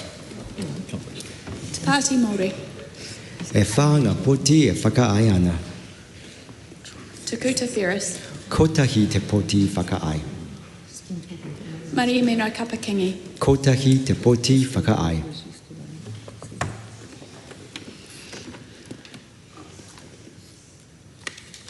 Ayes are 55, noes are 68. The question is not agreed. The question is that Dr Lawrence Yunan's tabled amendment to AP number 471, amending new clause 8, new sections 204 1B and 205, to provide for an earlier date set by order in council, be agreed to. All those in favour say aye. Aye. Contrary, no. No. Noes have it. Party vote called, please, Clerk. New Zealand National. 49 votes opposed. New Zealand Labour. 34 votes in favour. Green Party of Aotearoa, New Zealand. Te kaumarima ngā poti e whakaaeana. Action New Zealand. 11 opposed. New Zealand First. 8 votes opposed. Te Pāti Māori. E whā ngā poti e whakaaeana. Te Kuta Ferris. Kotahi te poti whakaae. Mari Meno Kapakingi. Kotahi te poti whakaae.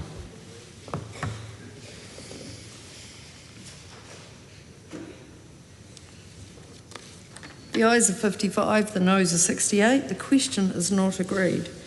The question is that the Minister's amendments to Part 1 set out on AP number 471 be agreed to. All those in favour say aye. Aye. To the contrary, no. The ayes have it. Aotearoa Williams's 6 tabled amendments to insert words after of the Animal Welfare, Care and Procedures Regulations 2018 are out of order as not being in the correct form of legislation. The question is that Aotearoa Williams's tabled amendment to Clause 4, Section 71 to insert new subsection 6 be agreed to. All those in favour say aye. Contrary, no. No. The noes have it. Party vote called, please, Clerk. New Zealand National. 49 votes opposed. New Zealand Labour. 34 votes in favour. Green Party of Aotearoa, New Zealand. Te kaumarima ngā poti e tautoko ana. Action New Zealand. 11 opposed.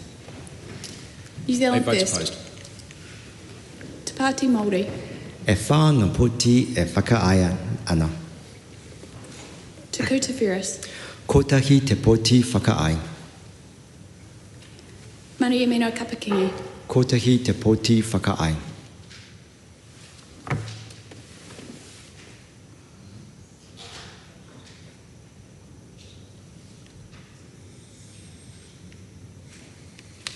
The ayes are 55, the noes are 68. The question's not agreed. The question is that Aotearoa Williams's tabled amendment to Clause 5, Section 73, to insert new subsection 8 relating to the environment supports natural behaviours be agreed to. All those in favour say aye. Aye. Contrary, no. No. Noes have it. Party vote called, please, Clerk. New Zealand National. 49 votes opposed. New Zealand Labour. 34 votes in favour. Green Party of Aotearoa, New Zealand. Te kaumarima ngā poti e tautoko ana. Action New Zealand. 11 opposed. New Zealand First. 8 votes opposed. Te Pāti Māori. E whā ngā poti e whakaaia ana. Te Kuta Ferris. Kotahi te poti whakaai. Maria Mino Kapakingi. Kotahi te poti whakaai.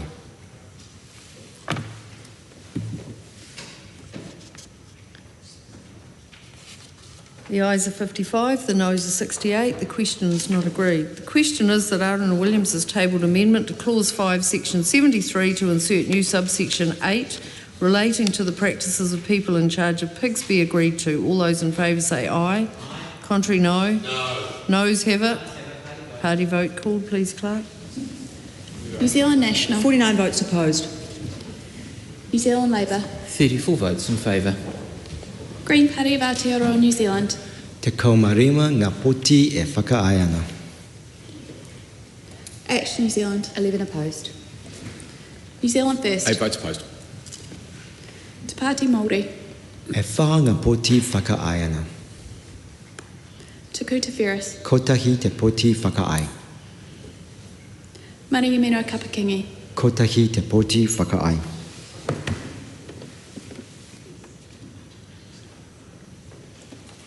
The ayes are 55, the noes are 68. The question's not agreed. The question is that Aotearoa Williams's tabled amendment to Clause 5, Section 73 to insert new subsection 8 relating to no confinement system imposes an unreasonable or avoidable restriction on movement or behaviour be agreed to. All those in favour say aye. Contrary, no. No. The noes have it. Party vote called, please, Clerk. New Zealand National. 49 votes opposed. New Zealand Labour. 34 votes in favour. Green Party of Aotearoa, New Zealand. Te kaumarima ngā poti e whakaaia ana. Action New Zealand. 11 opposed. New Zealand First. 8 votes opposed. Te Pāti Māori. E whā ngā poti e whakaaia ana. Te Kuta Ferris. Kotahi te poti whakaai. Maria Mino Kapakingi. Kotahi te poti whakaai.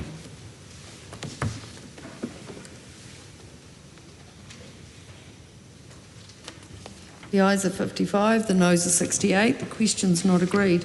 Question is that Aotearoa Williams has tabled amendment to Clause 5, Section 73, to insert new subsection 8 relating to the cumulative impact of the housing handling and management systems be agreed to. All those in favour say aye. Aye. Contrary, no. No. The noes have it. Party vote called, please, Clark. New Zealand National. 49 votes opposed. New Zealand Labour. 34 votes in favour. Green Party of Aotearoa, New Zealand. Te kaumarima ngā poti e whakaaeanga. Act New Zealand. 11 opposed. New Zealand First. 8 votes opposed. Te Pāti Māori. E whā ngā poti e whakaaeanga. Te Kuta Ferris. Kotahi te poti whakaai. Mari Mino Kapakingi. Kotahi te poti whakaai.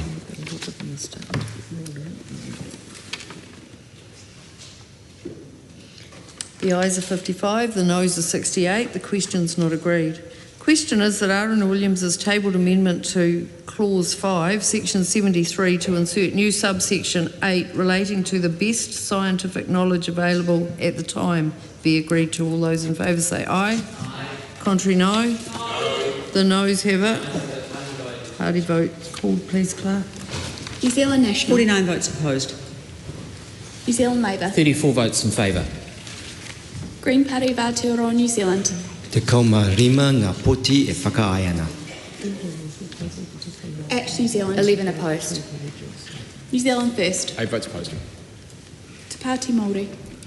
Kotahi, e whā ngā poti whakaai. Te Kuta Ferris. Kotahi te poti whakaai. Mari Mino Kapakingi. Kotahi te poti whakaai.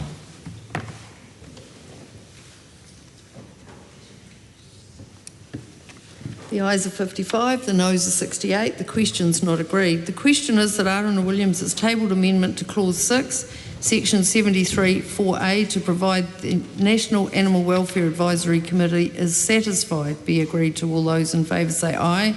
Contrary, no. No. The noes have it. Party vote called, please, Clark. New Zealand National. 49 votes opposed. New Zealand Labour. 34 votes in favour. Green Party of Aotearoa, New Zealand.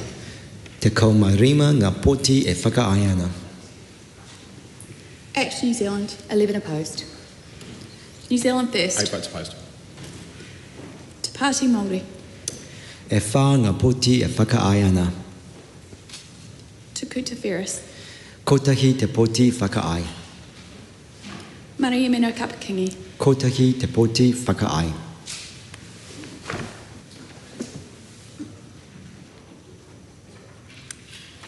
The ayes are 55, the noes are 68. The question is not agreed. The question is that Aotearoa Williams has tabled amendment to Clause 6 to insert Section 73, 4C, requiring that the National Animal Welfare Advisory Committee has reviewed the code and confirmed that the standards and recommendations are needed be agreed to. All those in favour say aye. Aye. Contrary, no. No. The noes have it. Party vote called, please, Clark. New Zealand National. 49 votes opposed. New Zealand Labour. 34 votes in favour. Green Party of Aotearoa, New Zealand. Te kaumarima ngā poti e whakaaeanga. Act New Zealand. 11 opposed.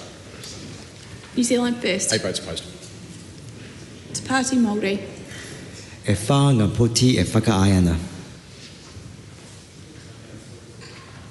Te Kuta Ferris. Kotahi te poti whakaai. Mari Mino Kapakingi. Kotahi te poti whakaai.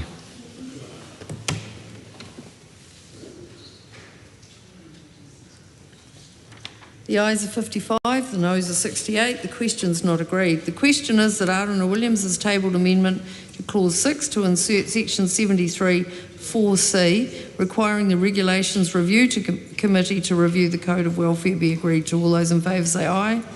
Contrary, no. The noes have it. Party vote called, please, Clark. New Zealand National. 49 votes opposed. New Zealand Labour. 34 votes in favour. Green Party of Aotearoa, New Zealand. Te kaumarima ngā poti e tautakoanga. Act New Zealand. 11 opposed. New Zealand First. 8 votes opposed. Te Pāti Māori. E whā ngā poti e whakaaeana. Te Kuta Ferris. Kotahi te poti whakaae. Mari Mino Kapakingi. Kotahi te poti whakaae.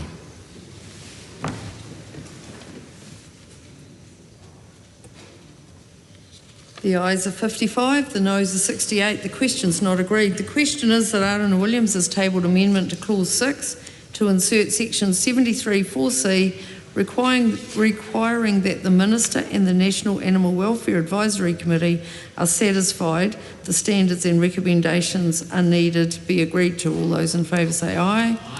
Contrary, no. The noes have it. Party vote call, please, Clerk. New Zealand National. 9 votes opposed. New Zealand Labour. 34 votes in favour. Green Party of Aotearoa, New Zealand. Te kaumarima ngā poti e whakaaeana. Act New Zealand. 11 opposed. New Zealand First. 8 votes opposed. Te Pāti Māori. E whā ngā poti e whakaaeana. Te Kuta Ferris. Kotahi te poti whakaae. Mari Mino Kapakingi. Kotahi te poti whakaae.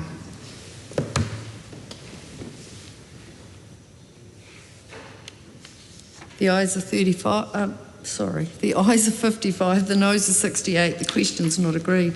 Question is that Arana Williams has tabled amendment to Clause 6 to insert Section 73(4)(c), requiring the approval of the Regulations Review Committee of the standards and recommendations be agreed to. All those in favour say aye. Contrary, no. Noes have it. Party vote called, please, Clerk. New Zealand National. 49 votes opposed. New Zealand Labour. 34 votes in favour. Green Party of Aotearoa, New Zealand. Te kaumarima ngā poti e whakaaeana. Act New Zealand. 11 opposed. New Zealand First. 8 votes opposed. Te Pāti Māori. E whā ngā poti e whakaaeana. Te Kuta Ferris. Kotahi te poti whakaae. Mari Mino Kapakingi. Kotahi te poti whakaae.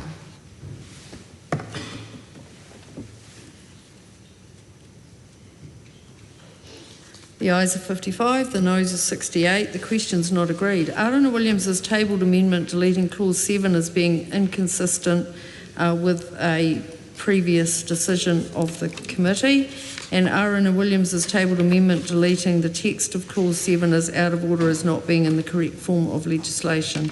Question is that Arana Williams has tabled amendment to Clause 7, Section 183A, 11A, to require the agreement of the National Animal Welfare Advisory Council be agreed to.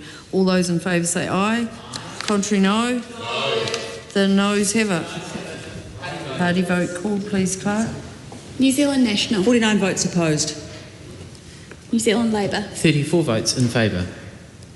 Green Party of Aotearoa, New Zealand. Te kaumarima ngā poti e whakaaeana. Act New Zealand. 11 opposed. New Zealand First. 8 votes opposed. Te Pāti Māori. E whā ngā poti e whakaaeana. Te Kuta Ferris. Kotahi te poti whakaae.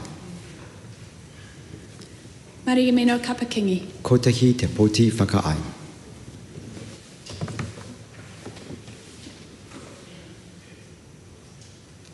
The ayes are 55, the noes are 68. The question's not agreed. Arana Williams has tabled amendment to Clause 7, Section 183A, 11A, providing the subsection 11A does not apply in relation to pigs, is out of order as being contrary to the principles and objects of the bill. Question is that Arana Williams has tabled amendment to Clause 7, Section 183A, 11A, to provide that subsection 6 continues to apply to Regulation 26 be agreed to. All those in favour say aye. Contrary, no. The noes have it. Party vote call, please, Clerk. New Zealand National. 49 votes opposed. New Zealand Labour. Toru te kaumawha ngā poti whakaae. Green Party of Aotearoa, New Zealand. Te kaumarima ngā poti e whakaaeana. Act New Zealand. 11 opposed. New Zealand First. 8 votes opposed. Te Pāti Māori. E whā ngā poti e whakaae ana. Tuku Te Wheres. Kotahi te poti whakaae. Maringi Mino Kapakingi. Kotahi te poti whakaae.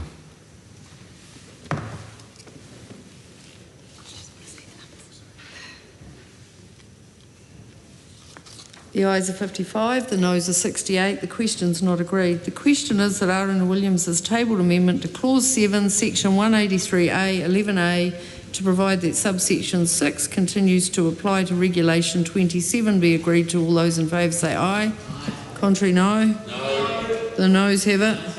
Party vote call, please, Clerk. New Zealand National. 49 votes opposed.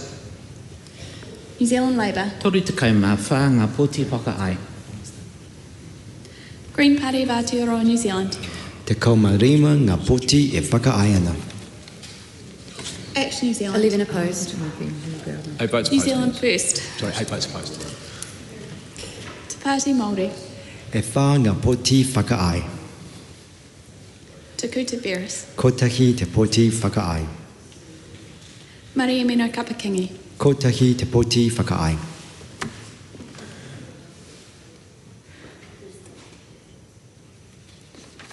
The ayes are 55, the noes are 68. The question is not agreed. Question is that Rachel Boyack's tabled amendment to Clause 8, new Section 2031, to delete immediately before and, in quotes, be agreed to. All of those in favour say aye. Contrary, no. Noes have it. Party vote call, please, Clerk. New Zealand National. 49 votes opposed. New Zealand Labour. Tori te kai mā whā ngā poti whakaae. Green Party of Aotearoa, New Zealand. Te kaumarima ngā poti e whakaae ana. Action New Zealand. 11 opposed. New Zealand First. 8 votes opposed. Te Pāti Māori. E whā ngā poti e whakaae ana. Tuku Te Wheres. Kotahi te poti whakaae. Maringi Mino Kapakingi. Kotahi te poti whakaae.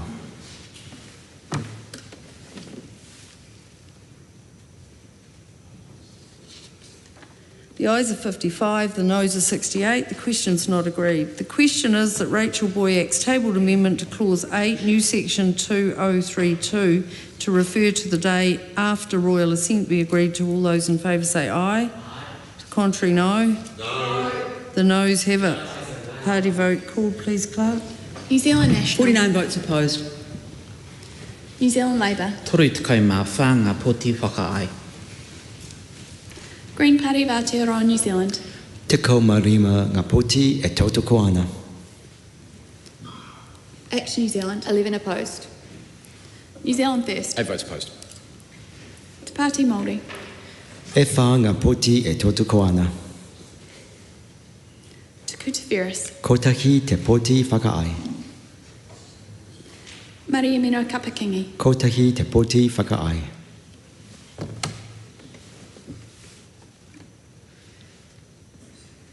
The ayes are 55, the noes are 68. The question is not agreed. The question is that Rachel Boyack's tabled amendment to Clause 8, new Section 2032, to refer to the day of royal assent be agreed to. All those in favour say aye. Contrary, no. The noes have it. Party vote called, please, Clerk. New Zealand National. 49 votes opposed. New Zealand Labour. Tori te kai mā whā ngā poti whakaae. Green Party of Aotearoa, New Zealand. Te kaumarima ngā poti e whakaae ana. Action New Zealand. 11 opposed. New Zealand First. Te Pāti Māori. E whā ngā poti e whakaae ana. Tuku Te Wheres. Kotahi te poti whakaae. Maringi Mino Kapakingi. Kotahi te poti whakaae.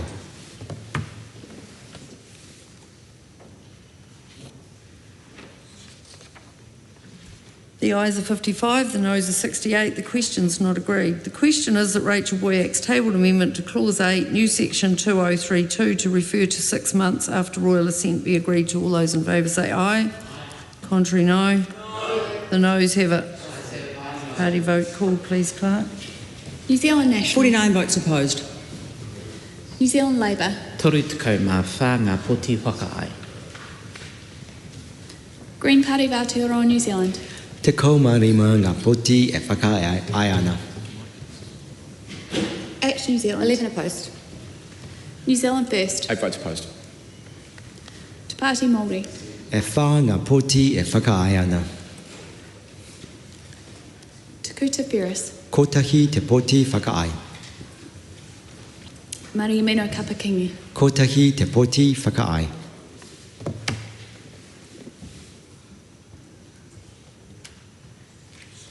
The ayes are 55, the noes are 68. The question is not agreed.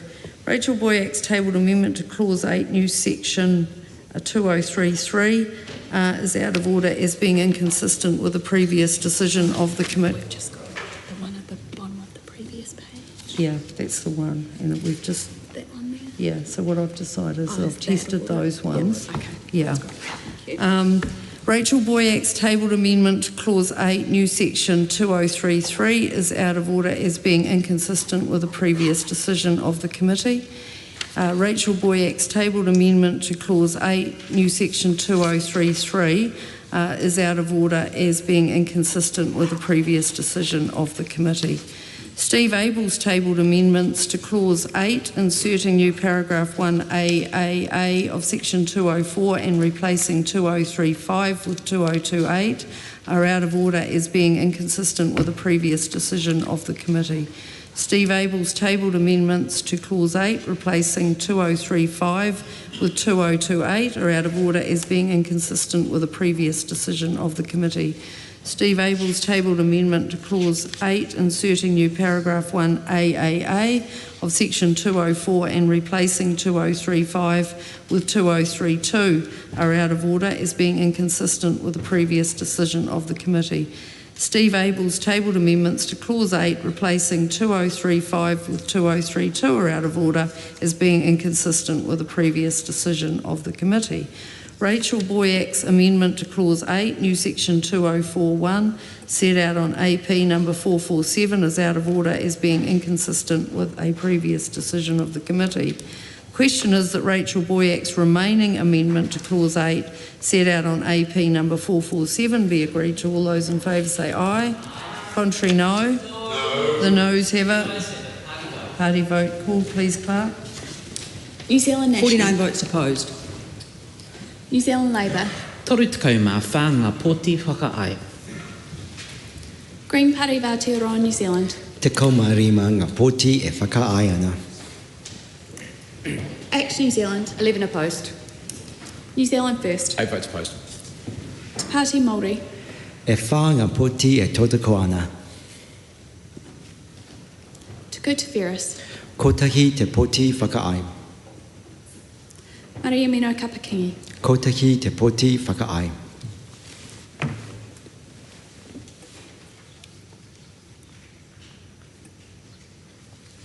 The ayes are 55, the noes are 68. The question's not agreed. Rachel Boyack's tabled amendment to Clause 8, new section 2041, to change the date to 2027 is out of order as being inconsistent with the previous decision of the committee. The question is that Rachel Boyack's remaining tabled amendment to Clause 8 to change the date to 2027 be agreed to. All those in favour say aye.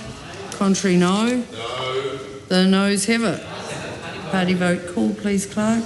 New Zealand National. 49 votes opposed. New Zealand Labour. Toru te kai mā whā ngā poti whakaai. Green Party of Aotearoa, New Zealand. Te kaumarima ngā poti e whakaai ana. Act New Zealand. 11 opposed. New Zealand First. 8 votes opposed. Te Pāti Māori. E whā ngā poti whakaai. Te Kuta Ferris. Kotahi te poti whakaai. Mariamino Kapakingi. Kotahi te poti whakaai.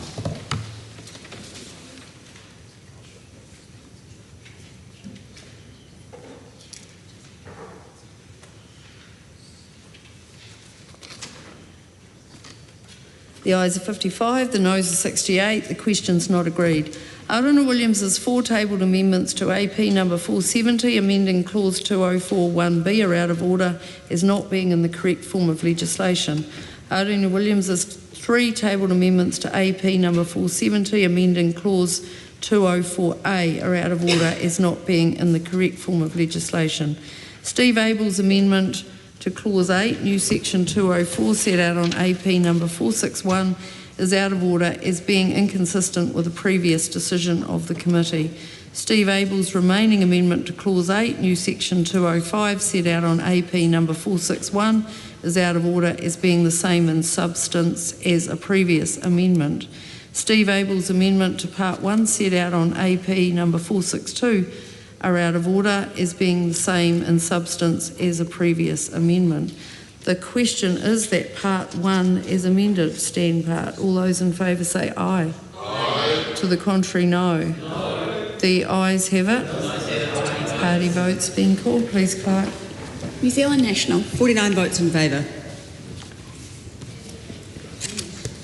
New Zealand Labour. 34 votes opposed.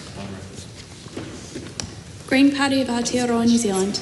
Te kaumarima ngā poti whakahe. ACT, New Zealand. 11 in favour. New Zealand First. 8 votes in favour. Te Pāti Māori. E whā ngā poti whakahe. Te Kuta Ferris. Kotahi te poti whakahe. Maria Mino Kapakingi. Kotahi te poti whakahe.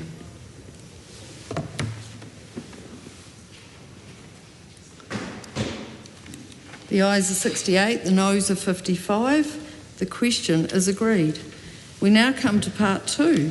Part 2 is the debate on clauses 10 to 16, related amendments to Animal Welfare Care and Procedures Regulations 2018 and Schedule 2.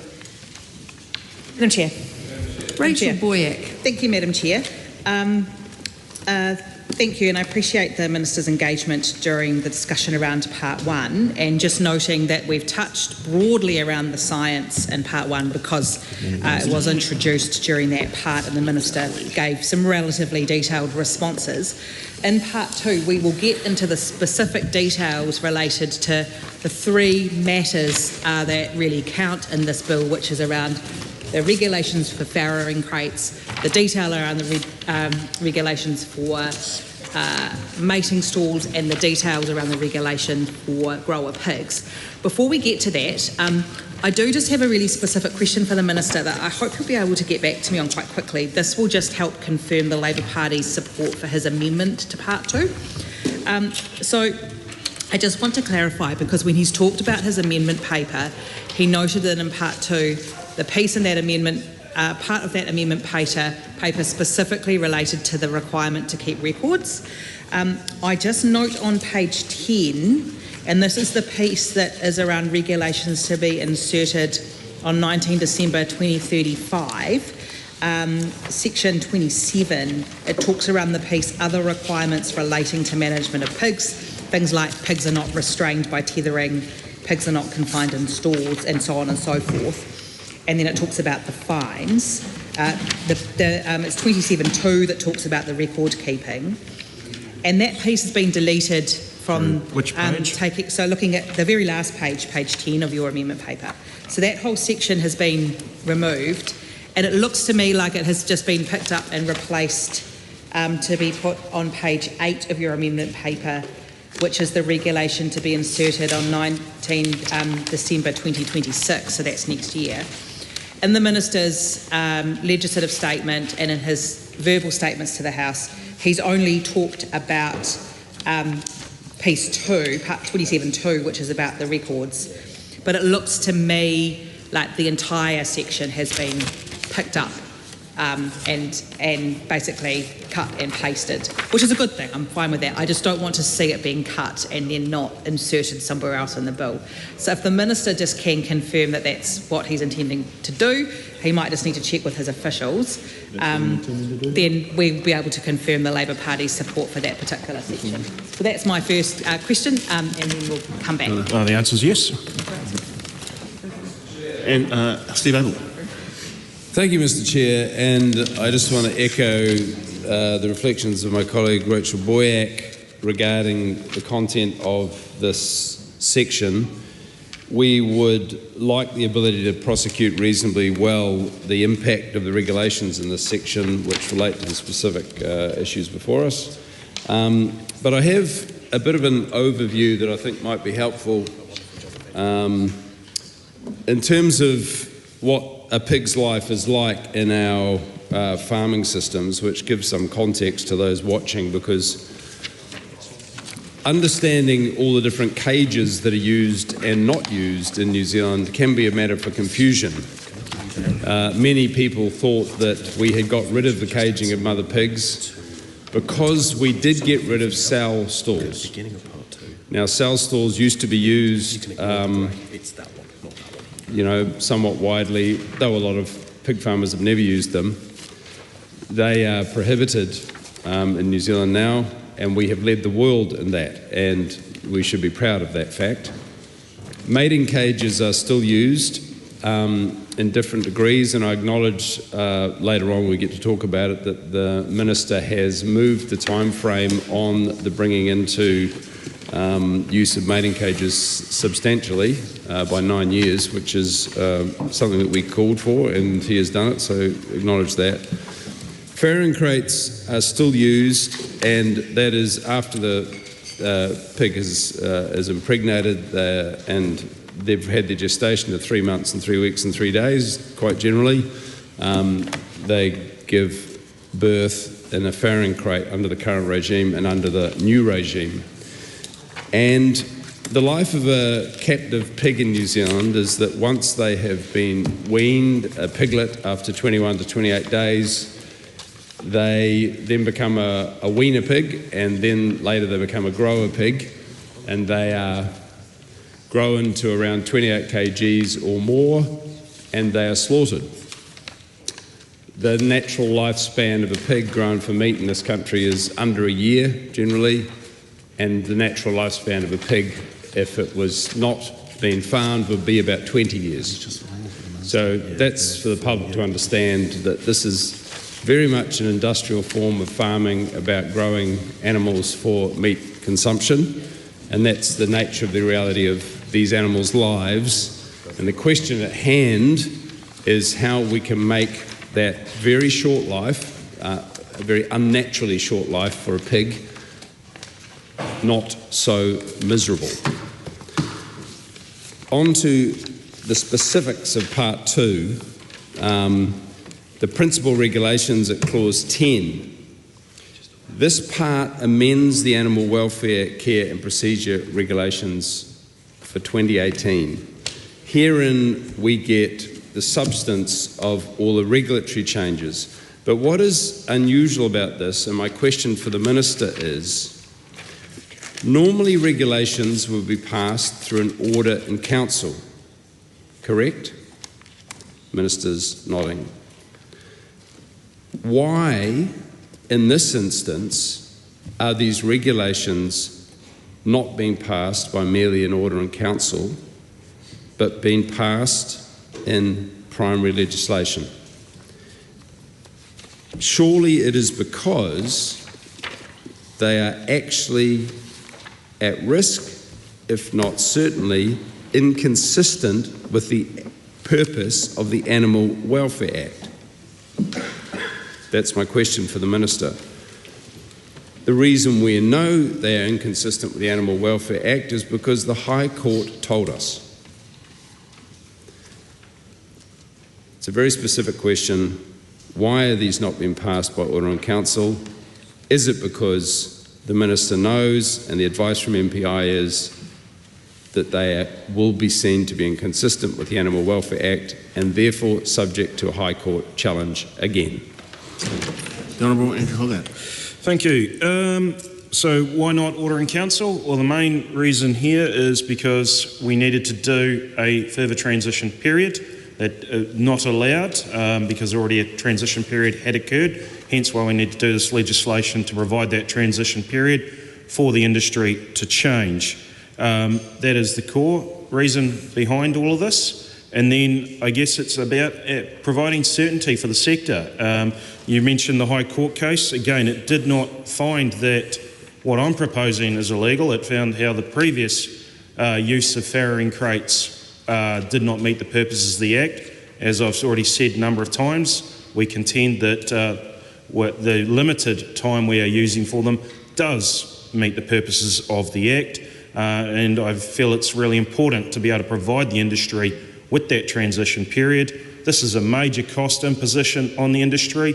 It's going to create a lot of challenges for them to be able to update their facilities, hence they need time to be able to achieve this.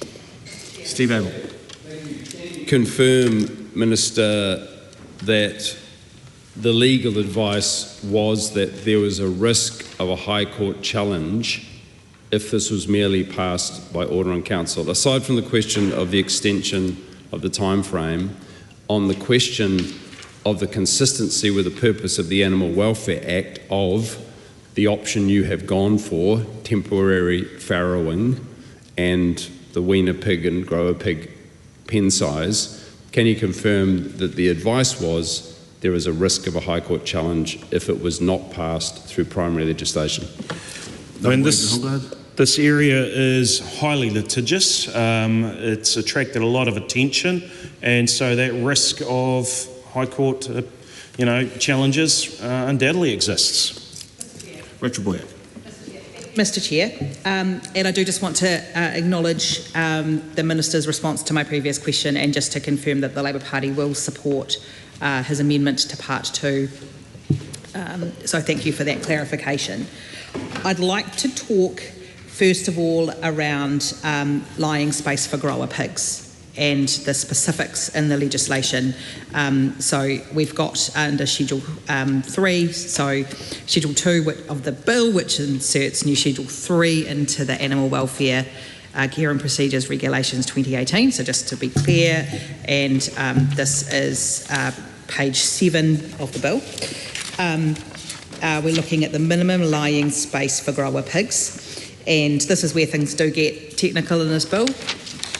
And we talk around the minimum area in metres squared, and what the Minister is proposing is for that to be 0.034. The question I have, and this comes to the heart of this debate and the role around NAWAC's role in government to provide independent support, advice to the Minister. NAWAC's proposal was for a value of 0.04.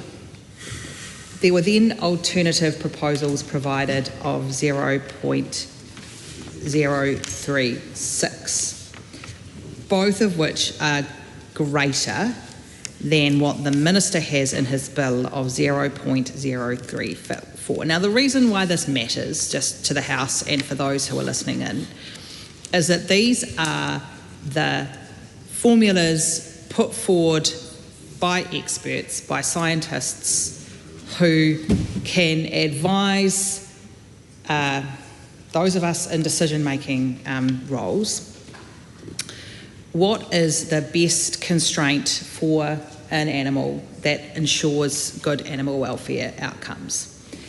And what concerns me is that the NAWAC proposal is a greater area of space than what is being put forward in this bill. And so the NAWAC proposal, 0.04, what the Minister's doing is 0.034, and that's the minimum area. And the reason this matters is that NAWAC are responsible for giving independent advice. The formula that's in the bill is exactly what New Zealand Pork had asked for. And we've had a situation where this has gone to, the regulations have gone to court for being inconsistent with the Act. Surely this opens up a legal risk for government that NAWAC specifically said, no, you need 0.04 to actually have enough space for a grower pig to be able to live its life in a way that has the best animal welfare outcomes. Yet the Minister is proposing a smaller area. And so that's my question to the Minister. Why is there a difference between what he's proposing and what NAWAC have proposed? And again, actually come back to some of those debates we've had around certainty for industry, because when you put details like this into a bill, that first of all could then be considered inconsistent for the purpose of the Act, it puts legal risk in play, which means it's harder for industry to plan. It also means that it's unlikely this legislation will last the passage of time. Future governments will probably come along within the next 10 years and say, that's not good enough, we're going to change it. And so you then end up in a situation where industry have invested around this new size, spent millions of dollars or, hundreds of thousands of dollars in purchasing, new equipment to house grower pigs in this amount of space. And then another government comes along and says, well, actually, sorry, we want to make it slightly bigger, so you're going to have to invest again. So, I put to the Minister that, you have an independent advisory committee in NAWAC. Why has their advice not been properly considered when determining the minimum lying space for grower pigs under New Schedule 3? The Honourable Andrew Hogan. Thank you. So in terms of grower space, in early 2025, MPI reviewed some of the current science around that, some of which wasn't available to NAWAC, and they couldn't find justification for going above 0.30 actually. And so they were saying 0.30 to 0.34, either one of those would meet the purposes of the Act. And effectively, I looked at the costs of going higher than 0.34, which was quite substantial, and that's to most in the industry actually, even those that are doing free farrowing systems, still utilising grower space for piglets. So this was, had two options there that I believe could meet the Act. I went for the higher option, which gave more space to the grower pigs. Honourable Damien O'Connor. Thank you, Mr Chairman. I'll just refer to part 2 here, and these issues have been raised, but I don't think there's any harm in referring to them again. And it is the new regulations 25 to 27 that come in to force on the 19th of December 2035.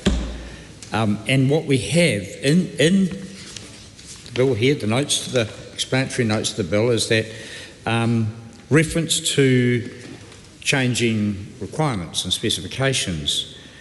And the question that my colleague Rachel Boyack asked is very relevant. That's putting these down in the bill, in the explanatory note, implies that there's some kind of science behind the proposals.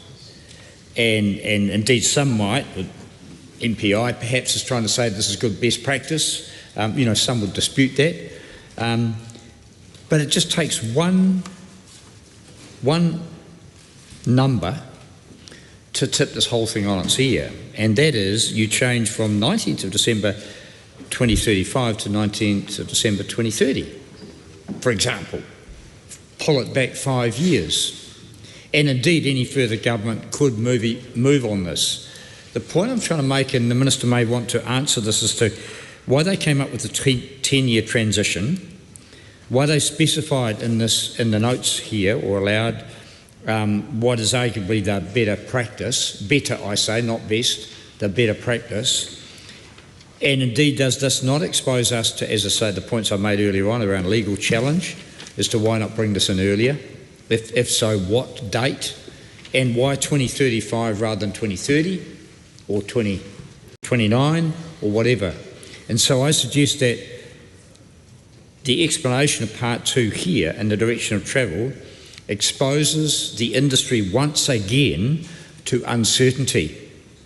And so the Minister and the Government are quite mischievous to think that this is going to sign everything off and it's all going to be hunky-dory. Because if he wants to refer to the science that MPI had access to and NAWAC didn't, I'd suggest you go and check that, double check that. Because my observation of commentary on this is that they haven't got it right. So huge risks here. Maybe the Minister can take a call and answer those few questions as to why it's not 5 years rather than 10 years. Does he think that this exposes or adds to a legal case or a legal challenge because it specifies here what should be in place, but the transition that he's offering is fairly generous? Honourable Andrew Holland. Thank you. So the question is, why a 10-year transition? Several factors. Number one, we are going through, as we've experienced this week in the House, changes to the RMA process. At the moment, it's costing farmers hundreds of thousands of dollars to get new consents or change consents. Now, sorry, what was that? Yeah. Anyway, the key thing here is that's a hell of a lot of uncertainty. It's a huge cost that I don't want these farmers to have to pay on top of the works they're going to have to do on their farm. We expect that everything will be bedded down with the RMA by 2029, effectively 28, 29. So that gives us a few years there. Then you've got, and these farmers we're expecting them to expend upwards of $700,000. Now, I want to give them certainty that they're investing that money in something that will be legally compliant, consent-wise, etc. So that's a key factor to start with. And then there's the actual factor of they've got to build this stuff. In some cases, these farms will need to tear down every single facility they've got and rebuild from scratch, as that's going to make the most sense. So again, that doesn't happen overnight, and in a practical sense, you can't do that overnight because then you're left with no facilities to actually manage your pigs. So it's going to have to be done in a staged process. And so, to my mind, 10 years makes a hell of a lot of sense. Also, internationally, the only other few countries that are moving to a similar reduced period of farrowing crates as us are doing it in 2034, 2035. So this lines up with what other countries are doing. My understanding is that the previous government could have well given a 10 to 15 year transition period. They only gave a 5, so it makes sense to enable them to have that full transition period to make this transition. Scott Willis. Mr. Chair, and I certainly have heard the Minister concern for pig farmers or the pig industry, whichever the Minister prefers to refer to, their concern about having to invest in the right type of structures and the concern that there's a cost involved with that. But thinking about part 2, we've also heard from my colleague Damien O'Connor that there is some question about the scientific basis of the decisions that the Minister's basing this on. And this is really the heart, I think, of it, because we need to understand what the risk is of poor legislation. And the Minister has pointed out that this bill could be challenged in the High Court, and now, as it's drafted, is a real risk. So the Minister's already acknowledged that as it's drafted. When we are drafting legislation, we should be aware that if we are drafting legislation, it is then going to put us in a situation where we drive more judicial risk. That is not a good place for legislation to start from. That is really not a good place for legislation to start from. So I'm interested, if the Minister talked earlier about seeking balance in advice, not consensus but balance, and I'm wondering whether the Minister thinks that he's got the balance right. If the Minister has not lent on the independent advice from NAWAC, but is focused on the request from the pork industry in setting these limits for farrowing crates, etc., has the Minister got the balance right in his advice? Is this going to protect pig farmers, the pork industry if the Minister likes, but also our sows, our farrowing sows, our piglets. Is this the type of advice that the Minister is leaning on? Is it the right type of advice? Is it actually going to protect us from concerns that we have that this is going to go to the High Court? This is really something that is not going to help our farmers at all. It's not going to save costs. It's going to increase costs. My concern is the Minister has had an opportunity to go deeper and to seek wider and more robust advice. Is the Minister confident that that has been done and been done thoroughly? Honourable Andrew Hogarth. In terms of am I satisfied with the advice I've received? Yes. Member went on quite a bit and I lost track of what he was actually asking.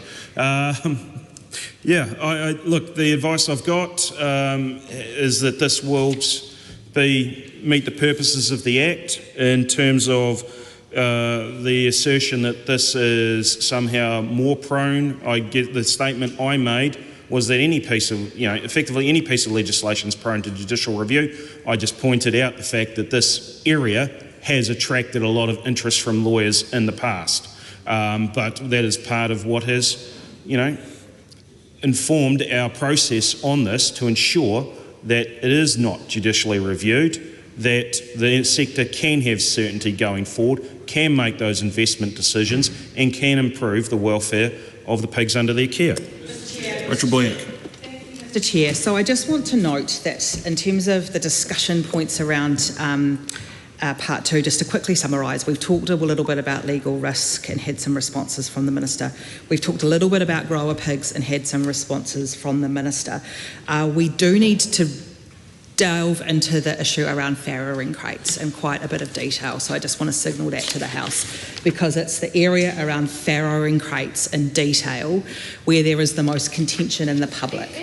And so in terms of, I'll just put on record actually in terms of mating stalls, it's the one area of this Act where we are comfortable with the Minister's decision making in terms of limiting the time that pigs will be in mating stalls, and also actually really happy and want to say thank you to the Minister for bringing that from 10 years down to 1 year. So we're absolutely supporting that amendment and happy with that. So I just want to note to the House that my next, and I'm going to have quite a few questions and I'm going to come back to the Minister, is specifically around the real detail around farrowing crates, because that is where the science has elements of dispute. That is where the greatest public concern sits, and this is where the greatest scientific detail sits. So I'm going to get started on that now. So the first element around farrowing crates is what the bill has chosen to do is not make any changes to the size of the farrowing crate, but chosen to make changes around the time frames that a sow and its piglets can spend in the farrowing crate. Now, I want to just talk first around the size component. The Minister, in his second reading speech in the House last night, made commentary around free-range farming and commented that the public would most likely like to see, pigs running around in green grass and the like. Similar to how we see our cattle and our sheep. So the Minister made that commentary. The question I have off the back of NAWAC's advice, though, isn't actually suggesting that we should be moving from a farrowing crate situation through to every pig is free range and roaming and amongst grass situation. My specific question to the Minister is around the option that NAWAC has looked at, that SPCA have looked at, is around farrowing pens. So it is still a restricted environment for the sow, but it is not restricted around the crate. Now, I'm going to preempt that my colleague Steve Abel from the Green Party will probably have some more detailed questions on this, because I think this is the area he likes to jump into as well to supplement my questions. But my question really is, why has the Minister not given greater consideration here to farrowing pens which are larger than compared to farrowing crates? Now, I'm just going to link this briefly, and I will probably come back to this, link this briefly to the time consideration, because the concern that the science community have raised, and Mr Chair, I'll probably need to just seek an extension to my call here just to flesh out this argument a little bit more. You can't, the advice, and it's good advice, is that when a sow has given birth, you shouldn't move her, right? And so there's the pre-farrowing period and then the post-farrowing period. And there is, sometimes there is that concern that, for example, in the pre-farrowing period, it's very clear that the sow needs to be able to move, she needs to be able to build a nest. And the greater amount of space she has, the more likely she is to be able to do that. And there is genuine concern, and I do think the Minister needs to acknowledge that in the small defined space of a farrowing crate, it's very difficult for the sow to turn and to build the nest.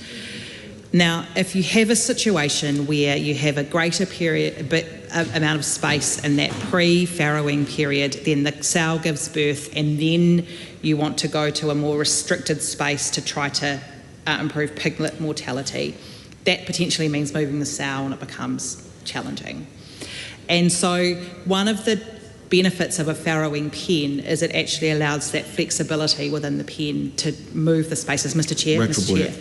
And so what it does, the reason why it is a good option to consider, Mr Chair, is that you can then allow the sow and the piglets to stay in the same area, but you can potentially restrict them further in that time if you need to allow for piglet mortality. And so I'm going to have more questions on this. I can preempt that my colleague Steve Abel is going to have quite a few detailed questions around farrowing crates, and I'd be really interested in the Minister's initial response into why were farrowing pens not properly considered. The Honourable Andrew Hogarth. So, in terms of farrowing pens, look, the research done, and I guess they fall into the free farrowing system, as it were, and the scientific sort of evidence, the bulk of it that we had, showed that there was this 14% increased risk of increased piglet mortality from a free farrowing system. Now, there's some new innovations out there, like the maternity ring that some pork are doing.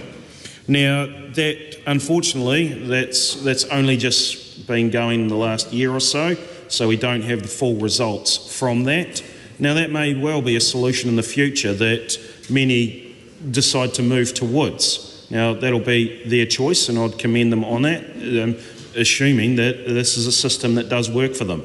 But we did not have that evidence at the time where we needed to make these decisions. Steve Abel. Thank you very much, Mr Chair. I feel slightly distressed that we've moved on to farrowing crates already, because I still had questions on grower pens. So if you would suffer me to ask a couple of those and then pick up on where Rachel's led with the farrowing crates.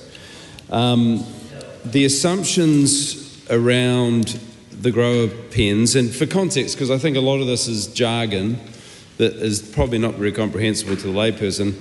After the piglet has been weaned and they become a weaner, so-called, they get put into a barn, and then they get some bigger, and then they get put into a pen with probably another 5 pigs, and they get growing in those grower pens. So we're talking about that stage of the process of producing pig meat.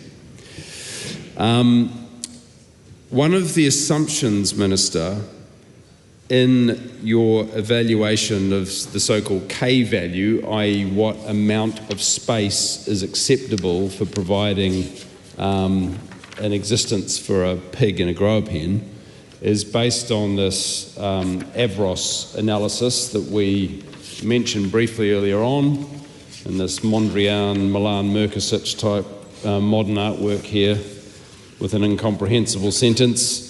Broken line regression analysis of the effect of allometric space allowance on the percentage of total lying behaviour of growing, finishing pigs housed on fully and partly slatted floor.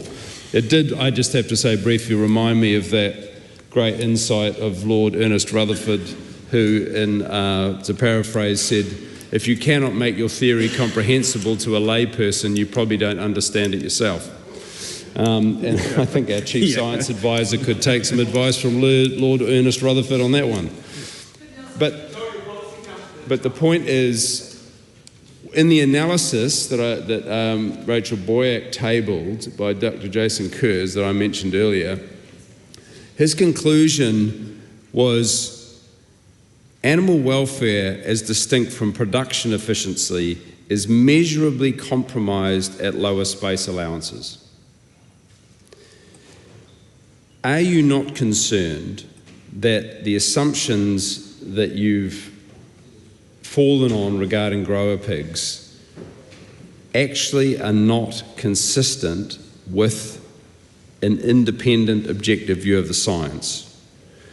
He goes on to say, conflating statistical uncertainty with a lack of effect and equating productivity with welfare are a mistake.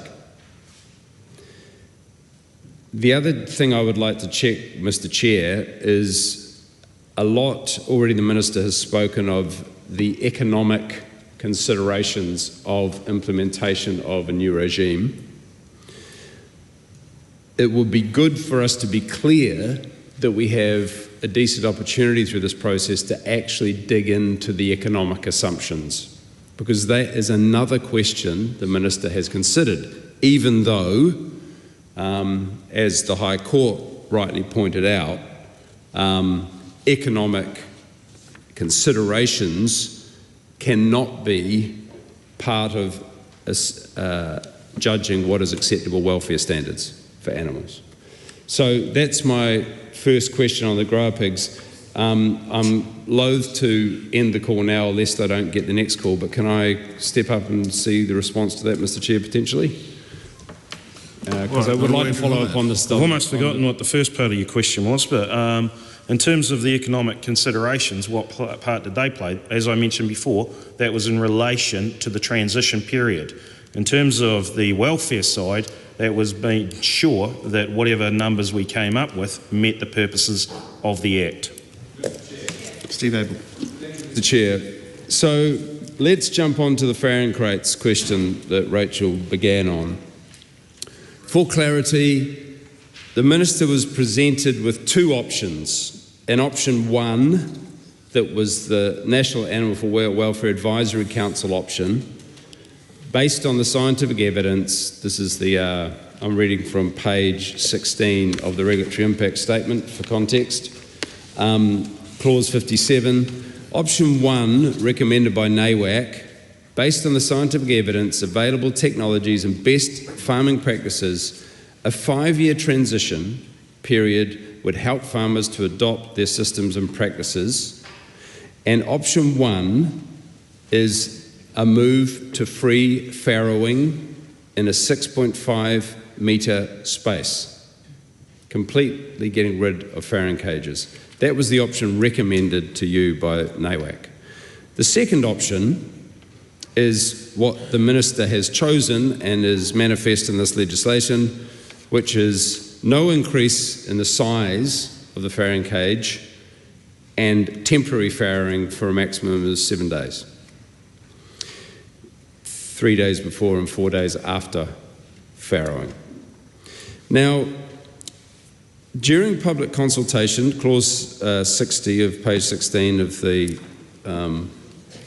Regulatory Impact Statement, during public consultation, animal welfare advocates generally supported ending the use of farrowing crates completely. In contrast, most pig farmers and industry representatives advocated for the continued temporary use of farrowing crates.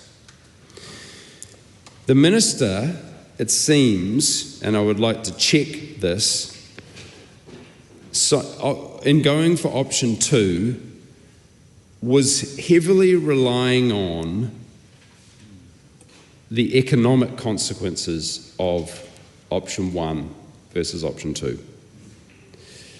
Now, it is undeniable that both options, and the Regulatory Impact Statement acknowledges this, result in need for increased investment by farmers. However, the level of investment associated with option 1 is greater than option 2. Crucially, on page 17 of the regulatory impact statement, there is an evaluation or assessment made of what the difference is, cost-wise, of those two options.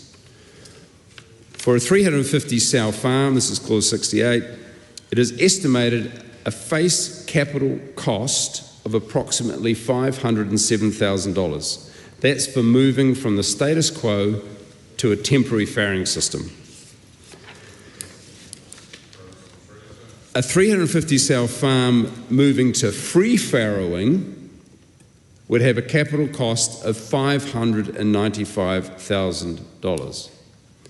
That's a $88,000 difference, a 17% difference, or around a fifth more, for complete elimination of farrowing crates and increasing the pen size to 6.5 metres, acknowledging that doesn't take into account the other capital outlay, such as for more land that a farmer might need to have bigger farrowing pens. A major assumption, Minister, in your assessment of that being financially an unviable solution is to do with the piglet mortality assumed in those options.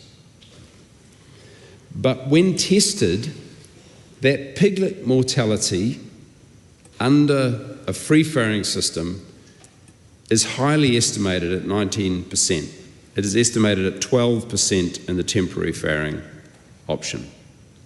NAWAC explicitly pushed back on the assumptions of that and made it clear that over time management practices would mean that the actual piglet mortality would decrease. And for the clarity of the House, piglet mortality is a factor in pig farming, whether it's free farrowing or caged farrowing or free farm pigs. It's an issue because these pigs are so large, unnaturally large, bred that way for meat production purposes, and that they may have a litter of a dozen piglets that are very small and vulnerable to being crushed by the mother. My question is, I might have to take another call on this, Mr. Chair, if that's all right, Mr. Chair. My question is, what is your confidence? Thank you, Mr. Chair. What is your confidence in that assessment of the economic differential? And to what extent did you take into account the huge opportunity in us moving to a free farrowing system, whether in 5 years or 10 years, and thereby eliminating this problem of farrowing crates being both inconsistent with our Animal Welfare Act and inconsistent with public feeling and inconsistent with the way the world is moving? To what extent did you consider that as a cost factor, a lost opportunity, and a lost opportunity to improve or build on our positive reputation around animal welfare? That's the first question. And secondly, I'll come back to the economic assessment side of it, because there are a lot of questions around the assumptions on the economics. And I've got an analysis done by Matthew Hadrill on the economic analysis of the bill, which I would seek leave of the House to table. It is not publicly available. It is a preliminary analysis which is very critical of the assumptions in the economic assessment. Do I need to do that as a point of order, Mr. Chair? Just seek leave. Yeah, seek leave to table the preliminary economic analysis of Matthew Hadrill, commissioned by the Society for Prevention of Cruelty to Animals. Is there any objections? It's not publicly available, I understand. Yep, table. Thank you. I would allow the Minister to answer some of those questions, because I know there's a few in there. Thank you. The Honourable Andrew Hoggard. Okay, in terms of the economic considerations, just to reiterate once again, the key thing was, will what we're proposing meet the purposes of the Act? So in that case, yes. Now, the question then comes to the economics and how they impact. In terms of free farrowing versus farrowing crate, temporary crating, it's not just the capital cost, it's the ongoing operating expenditure or increased costs that may result. And that, for me, is where the real cost comes to the farmer. If they are having increased piglet mortality, and this is how they make their money, they grow a piglet to turn it into bacon or pork, and that's how they earn their crust. And so if they're having more increased losses, that's less profit they make, that's less interest in being in business, becomes too hard, and they leave. And so that is, in terms of that part of it, that is the economic cost that we were considering with regards to, okay, we've got two systems that do meet the purpose of the Act. In terms of, and I'll just say that, we did these proposals, we did send them back to NAWAC, and they did agree that the post-farrowing 4 days temporary crating did meet the purposes of the Act. Mr. Chair. To the questioning around farrowing crate, because what I want to specifically refer to are submissions from some of the submitters during the Select Committee process. So these would have been made available that were submitted back in October from a group of New Zealand animal welfare scientists. And so they have raised a whole number of issues back again around this, the science. And so one of the things they have noted here is that scientific evidence shows that confinement of sows in farrowing crates compromises their welfare by preventing them from performing highly motivated behaviours such as nest building, turning and interacting freely with their piglets. It goes on to say that the current proposal to allow sows to be confined for 7 days without increasing pen or crate size is particularly problematic. That evidence suggests that this approach may actually increase piglet mortality, as sows released into undersized pens can accidentally crush piglets due to restricted movement. They go on to say, moreover, confining sows under restricted movement with no nesting material up to 3 days before farrowing prevents them from engaging in essential nest building behaviour, further compromising welfare and affecting maternal care, and so what they have gone on as well is to talk about the conflicting science, because there is that concern. We've talked about it being disputed, being conflicting science. So they've gone on to say that science can tell us about welfare within a farm system, for instance, an intensive indoor system based on close confinement. And science can tell us that the sow and piglets do better when they are not in close confinement systems. Sows and piglets do better when they can exist together in an environment that provides for their needs. So one of the issues that has really cropped up in this debate is this, and I want to put this on record in this committee stage and get a response from the Minister, is the discussion around a trade-off between sow and piglet welfare.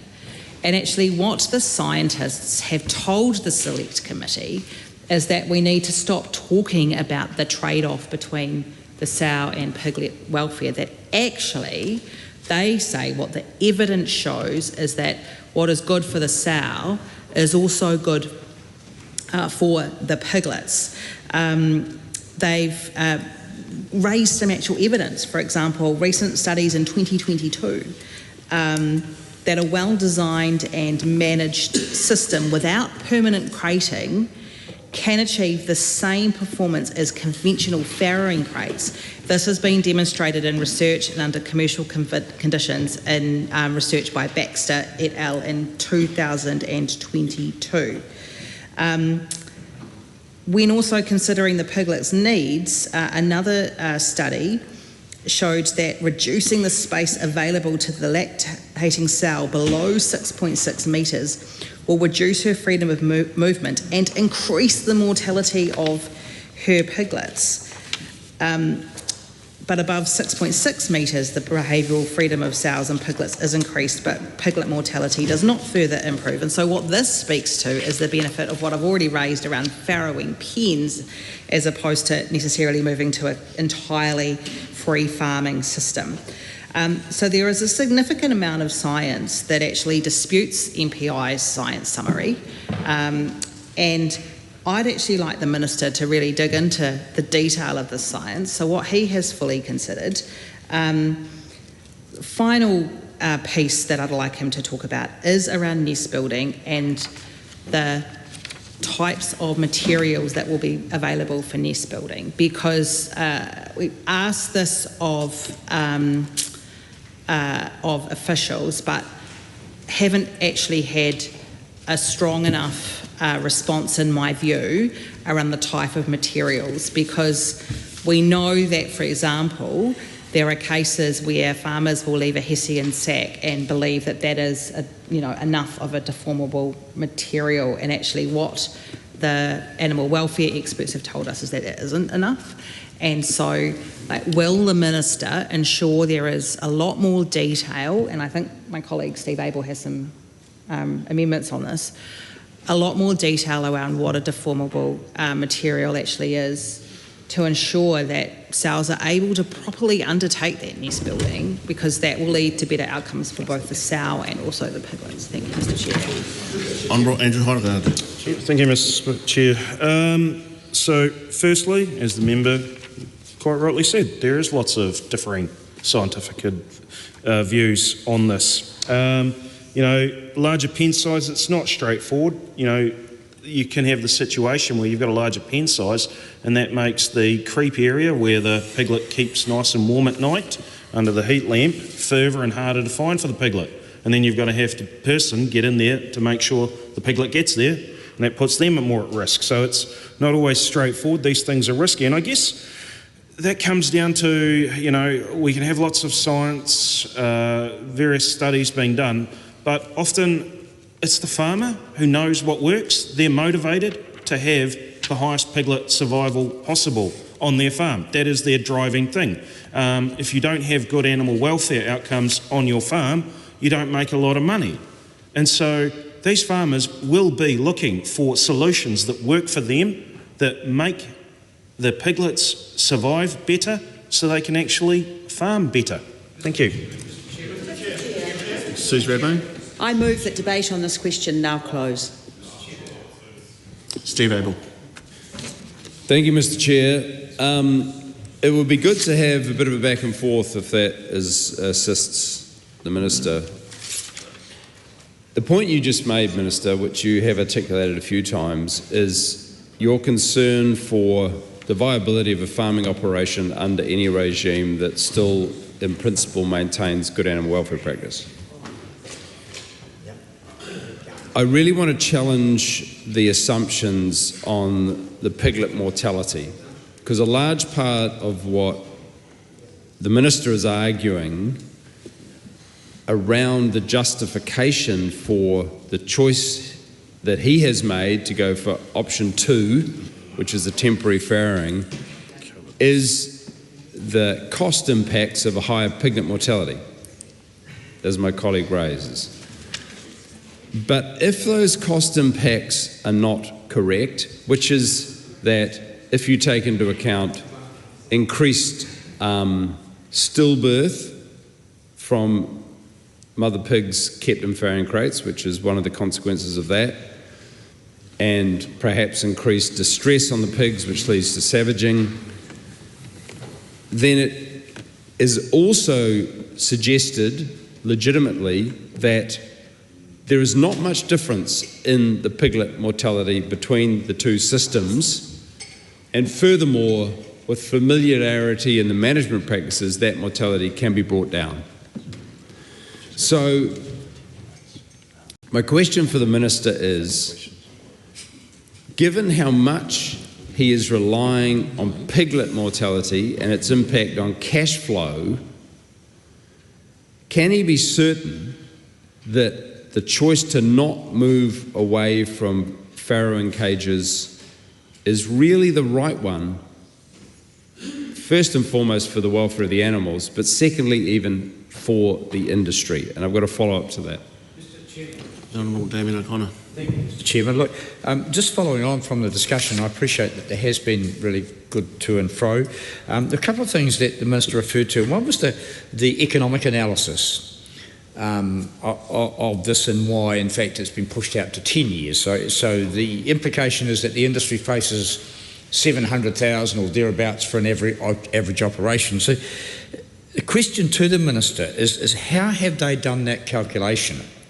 Is it on the assumption that they automatically keep the same number of sows, which I suggest it probably is? Yet any farming operation, any primary industry operation is always flexible to adjust to the ongoing requirements and changes of that operation. They may be climatic, they may be animal welfare, they may be related to labour availability. So I'm assuming that the cost calculation, this one that the Minister says is too great for most operators, is based on a flatline kind of management approach. And if that is the case, perhaps he can give us an assurance on that. Can I ask then whether in the economic analysis there's any valuation or assessment done of the countervailing kind of potential through the imposition of standards, which has been referred to, for imported product?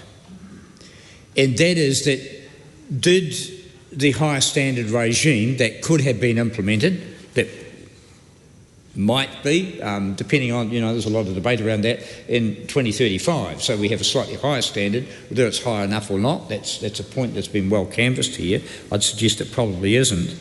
But nonetheless, the argument that if we had a higher standard and we would therefore be able to expect high standards of the imported product, what potential benefit does that offer to the pork producers? Maybe a little bit more leverage in the market. And so the question for the Minister, has this all been assessed? Because if it hasn't, it should have been. If he's referring to economic burden as the reason for the extension of these regulations, or the unwillingness to make the adjustments that are necessary, then we need to know that the economic burden has been properly assessed. So the value of market leverage, of perhaps the supermarkets or the retailers having to accept higher standard animal welfare pork from New Zealand producers, is a kind of a win-win, I would suggest, win-win-win. Pigs for, there may be or may not be an additional cost to the consumers. No one wants to unnecessarily drive up the cost of food in New Zealand, although I'd suggest a better solution to that is higher wages and then paying the food producers what they deserve. But look, those are a couple of questions for the Minister. Can I also refer to something he said, which was as long as there's good animal welfare, then the systems are going well. I'd suggest that the paradigm has been animal health, not animal welfare. And that as long as there's good animal health, that is, they don't die and they grow quickly, then that's okay. But the animal welfare side, which is a new concept of sentience, discovered, I guess, and developed since the 90s, now being brought into legislation, then does the Minister understand the difference between, or do the officials, and did they, in their advice, differentiate between good animal welfare or good animal health? Because that is, in fact, a critical component of international scrutiny. Not just animal health, we're pretty good at that. We can pump in antibiotics, we can just make sure they grow quickly and pay them a whole lot of food. But there is this other dimension to animal management now that we have to take on board if we're to be a country that depends upon good animal management, good animal welfare, to give us a good return for our economy. So a few questions there for the Minister, and I look forward to his answers. Honourable Scott Simpson. Mr Chair. Working backwards, question, the last one that the Honourable Damien O'Connor asked about, do officials and the Minister understand the difference between health and welfare in terms of animals? And the answer to that is of course, absolutely yes. I want to just also raise or answer point the member in the direction of the Sapere research report that was commissioned by MPI to examine the cost implications of proposals. The questions that he asks are well defined and explained there. Now, in reference to Steve Abel's repeated questions, I can with confidence report that the Minister has previously answered those questions conclusively and fully. Sam Uffindale. This question now closed. Yes. I will take one more call, but I do want it to be specific to the clause, and also to note that ministers have been engaging well and addressing questions. So looking for new material and specific references to clauses in this next contribution. Steve Abel. Yes, thank you, Mr. Chair. I want to specifically pick up on the regulations regarding other requirements to management of pigs, which is to do with the manipulable materials that Rachel Boyack has touched on, but also this period of time in the mating stalls. So looking at, again, the regulatory, the decisions on regulations associated with the Code of Welfare of Pigs, document released, proactively released by MPI. Page 13 of that document outlines some advice given to the Minister on the mating stalls. So I'm on page 13 of that, clause 54. Previously, and to be clear, the Minister originally in this earlier version of the legislation had a 10-year time frame on the mating stalls. There is only one single recommendation on this, which is that there should be a requirement that pigs spend only 3 hours in a mating stall at a time and then must spend a minimum of 3 hours out of the mating stall. Originally, New Zealand Pork had indicated that farmers would not need a transition period to implement these new practices. And then they came back and said they need at least 6 months that this change would occur. They made that statement on the 18th of December. No, they didn't. They didn't make that statement then. That was regarding the 18th of December date we're trying to meet. So based on this information, the advice from MPI was to issue the code requiring the mating stall change to come into effect on the 1st of July 2026, but to provide New Zealand Pork with a copy of the code that you intend to issue in confidence and seek their feedback whether it is realistic for the members to meet the requirements set out in the code. And then the recommendation was to set the regulation on mating stalls to come into effect on the 1st of July 2026. So my first question is, why did the Minister initially suggest 10 years for that to come into effect rather than the MPI recommendation of 6 months, 1 July 2026? And why has he now determined to make it 1 year rather than the 10 years he initially set upon, and rather than the 6 months initially recommended? Thank you. Honourable 1 year sounded simpler than 6 months in terms of people's transition. Yeah. Madam Chair. Todd Stevenson. I move that debate on this question now close. The question is that debate on this question now close. Those in favour, please say aye. Aye. To the contrary, no. The ayes have it. A party vote is called for, Madam Clerk. Okay. New Zealand National. 49 votes in favour. New Zealand Labour. 34 votes opposed. Green Party of Aotearoa, New Zealand. 15 votes opposed. Act New Zealand. 11 votes in favour. New Zealand First. 8 votes in favour. Te Pāti Māori. 4 votes opposed. Takota Ferris. 1 vote opposed. Maria Meno Kapapingi. 1 vote opposed.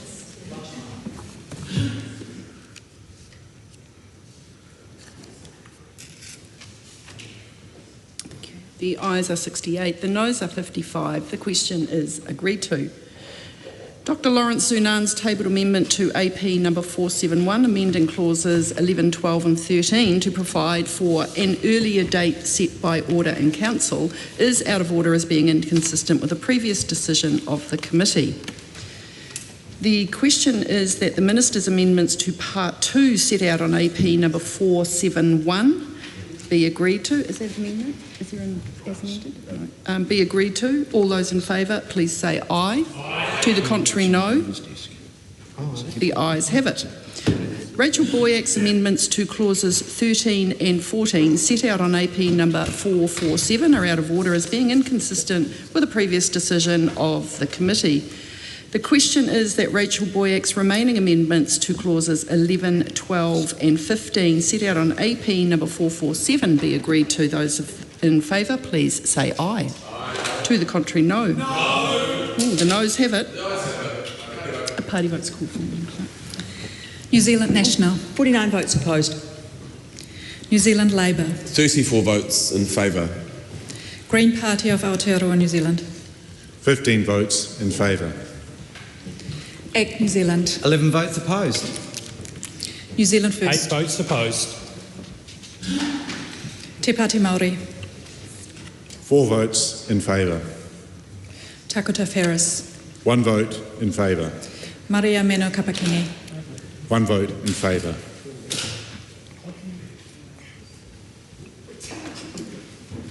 The ayes are 55, the noes are 68. The question is not agreed to. Rachel Boyack's tabled amendments to clauses 13 and 14 to change the date to 2027 are out of order as being inconsistent with a previous decision of the committee. The question is that Rachel Boyack's remaining tabled amendments to clauses 11, 12 and 15 to change the date to 2027 be agreed to. All those in favour, please say aye. Aye. To the contrary, no. No. Noes have it.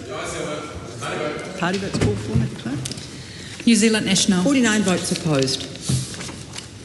New Zealand Labour. 34 votes in favour. Green Party of Aotearoa, New Zealand. 15 votes in favour. Act New Zealand. 11 votes opposed. New Zealand First. 8 votes opposed. Te Pāti Māori. 4 votes in favour. Takota Ferris. 1 vote in favour. Maria Meno Kapakingi. 1 vote in favour.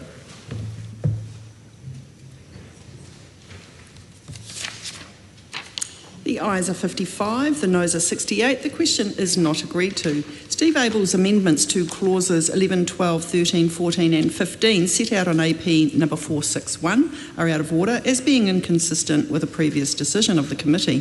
Steve Abel's amendments to clauses 11, 12, 13, 14 and 15 set out on AP number 462 are out of order as being the same in substance as a previous amendment. Steve Abel's tabled amendments to clauses 11, 12, 13, replacing 2035 with 2028, are out of order as being inconsistent with a previous decision of the committee. Steve Abel's tabled amendments to clauses 11, 12, 13, 14 and 15, replacing 2035 with 2028, are out of order as being inconsistent with a previous decision of the committee. Steve Abel's tabled amendments to clauses 11, 12 and 13, replacing 2035 with 2032, are out of order as being inconsistent with a previous decision of the committee. Steve Abel's tabled amendments to clauses 11, 12, 13, 14 and 15, replacing 2035 with 2032, are out of order as being inconsistent with a previous decision of the committee. The question is that Steve Abel's amendment inserting new clause 11A with set out on AP number 467 be agreed to. All those in favour, please say aye. Aye. To the contrary, no. No. The noes have it. Party votes called for, Madam Clerk. New Zealand National. 49 votes opposed. New Zealand Labour. 34 votes in favour. Green Party of Aotearoa, New Zealand. 15 votes in favour. ACT New Zealand. 11 votes opposed. New Zealand 8 First. votes opposed. Te Pāti Māori. 4 votes in favour. Takota Ferris. 1 vote in favour. Maria Meno Kapakingi. 1 vote in favour.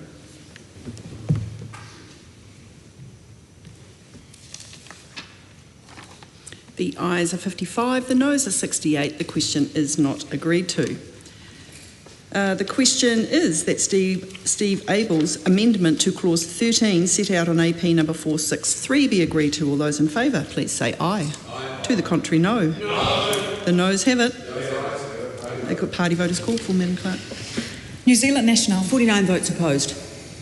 New Zealand Labour. 34 votes in favour. Green Party of Aotearoa, New Zealand. 15 votes in favour. ACT New Zealand. 11 votes opposed. New Zealand 8 First. votes opposed. Te Pāti Māori. 4 votes in favour. Takota Ferris. 1 vote in favour. Maria Meno Kapakingi. 1 vote in favour.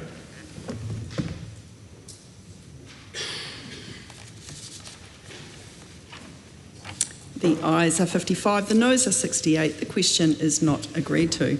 Maria Meno Kapakingi's 3 tabled amendments to clause 13 are out of order as not being in the correct form of legislation.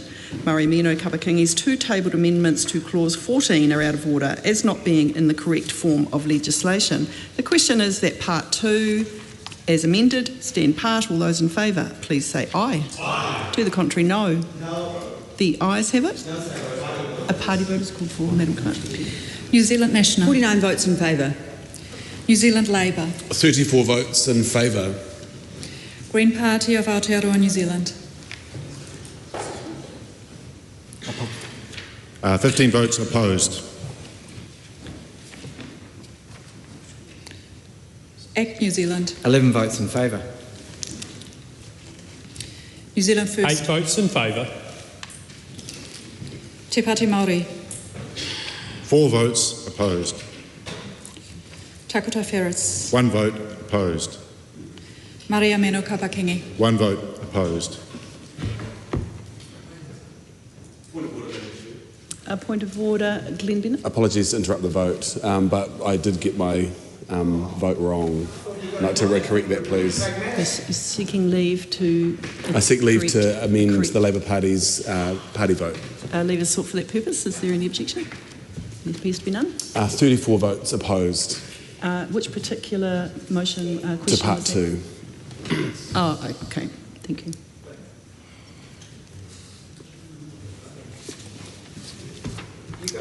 The ayes are 68, the noes are 55. The question is agreed to. The question is referring to Schedule 1. The question is that Dr Lawrence Zunan's tabled amendment to AP number 471, amending Schedule 1, Clause 8(1)(c) to require consulting with the National Animal Welfare Advisory Committee be agreed to. All those in favour, please say aye. Aye. To the contrary, no. No. Noes have it. A party vote's called for, Madam Clerk. New Zealand National. 49 votes opposed. New Zealand Labour. 34 votes in favour.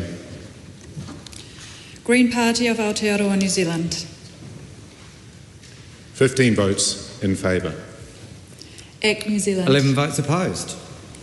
New Zealand 8 First. votes opposed. Te Pāti Māori. 4 votes in favour. Takota Ferris. 1 vote in favour. Maria Meno Kapakingi. 1 vote in favour.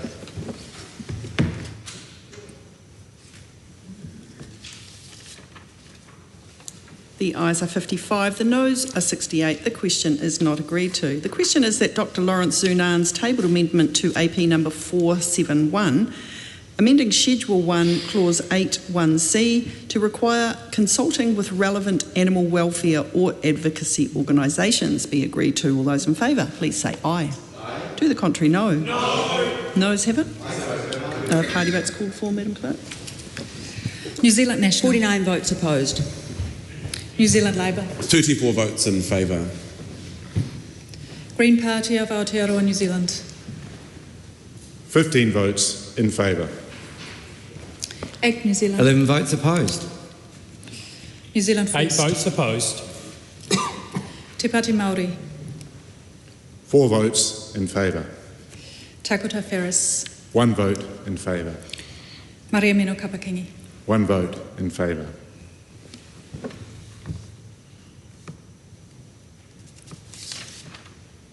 The ayes are 55, the noes are 68. The question is not agreed to. The question is that Dr Lawrence Sunan's tabled amendments to AP number 471, amending Schedule 1, Clause 8 to A and B to reference on the day of or after commencement be agreed to. All those in favour, please say aye. Aye. To the contrary, no? No. The noes have it. A party vote, please, Madam Clerk. New Zealand National. 49 votes opposed. New Zealand Labour. 34 votes in favour. Green Party of Aotearoa, New Zealand. 15 votes in favour. ACT New Zealand. 11 votes opposed. New Zealand 8 First. votes opposed. Te Pāti Māori. 4 votes in favour. Takota Ferris. 1 vote in favour. Maria Mino Kapakingi. 1 vote in favour.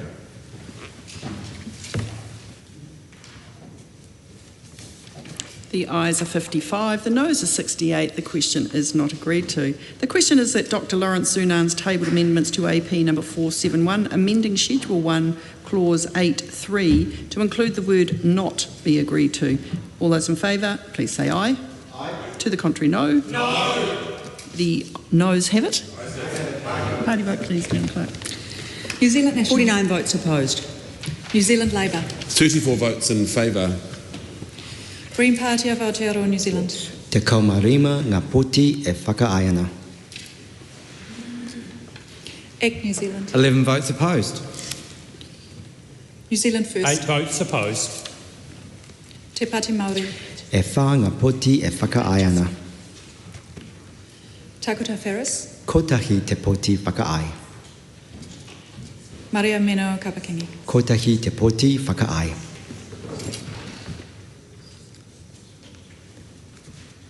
The ayes are 55, the noes are 68. The question is not agreed to. The question is that Schedule 1 stand part. All those in favour, please say aye. Aye. To the contrary, no. The ayes have it. A party vote, please, Madam Clerk. New Zealand National. 49 votes in favour. New Zealand Labour. 34 votes opposed. Green Party of Aotearoa, New Zealand. Te kaumarima ngā poti e whakahe. ACT New Zealand. 11 votes in favour. New Zealand 8 First. votes in favour. Te Pāti Māori. E whā ngā poti whakahe. Takota Ferris. Kotahi te poti whakahe. Maria Mino Kapakingi. Kotahi te poti whakahe.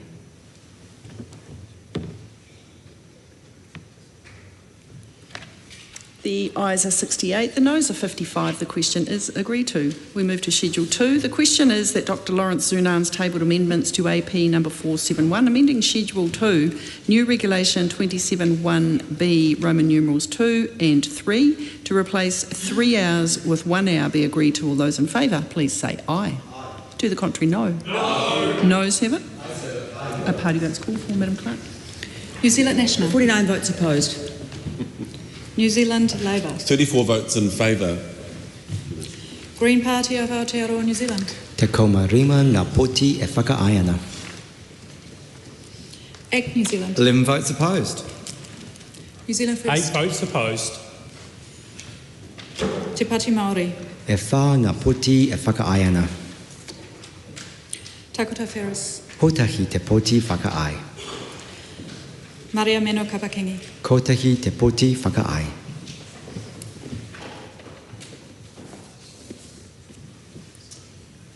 The ayes are 55, the noes are 68. The question is not agreed to. Just checking this. Is there any amendments? Yes. So that one, and then this bit, but not that bit. The question is that the Minister's amendments to Schedule 2 set out on AP number 471 as amended be agreed to. All those in favour, please say aye. Aye. To the contrary, no. The ayes have it. Rachel Boyack's amendment to Schedule 2, heading to new Schedule 3, set out on AP number 447 is out of order as being inconsistent with the previous decision of the committee. Rachel Boyack's tabled amendment to Schedule 2, heading to new Schedule 3 to change 2035 to 2027 is out of order as being inconsistent with the previous decision of the committee. Steve Abel's amendments to Schedule 2, heading to new Schedule 3 set out on AP number 461 is out of order as being inconsistent with the previous decision of the committee. Steve Abel's amendments to Schedule 2, heading to new Schedule 3, set out on AP number 462, are out of order as being the same in substance as a previous amendment. Steve Abel's tabled amendment to Schedule 2, heading to new Schedule 3, replacing 2035 with 2028 is out of order as being inconsistent with the previous decision of the committee. Steve Abel's tabled amendment to Schedule 2, heading to new Schedule 3, replacing 2035 with 2032 is out of order as being inconsistent with the previous decision of the committee. The question is that Steve Abel's amendment to Schedule 2, new Regulation 25(1), set out on AP number 464 be agreed to. All those in favour, please say aye. Aye. To the contrary, no. No. The noes have it. A party vote's called for. New Zealand National. 49 votes opposed. New Zealand Labour. 34 votes in favour. Green Party of Aotearoa, New Zealand. Te kaumarima ngā poti e whakaae ana. ACT New Zealand. 11 votes opposed. New Zealand 8 First. votes opposed. Te Pāti Māori. E whā ngā poti whakaae. Takota Ferris. Kotahi te poti whakaae. Maria Meno Kapakingi. Kotahi te poti whakaae.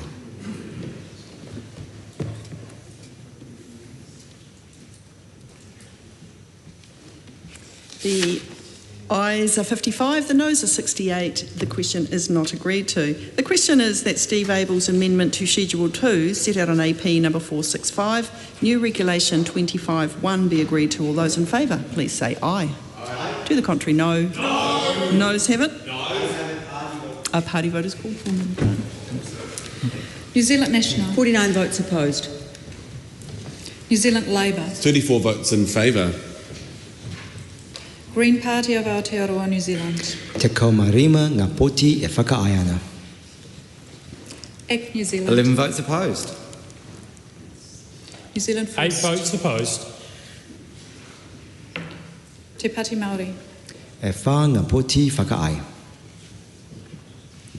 Takota Ferris. Kotahi te poti whakaae. Maria Meno Kapakingi. Kotahi te poti whakaae.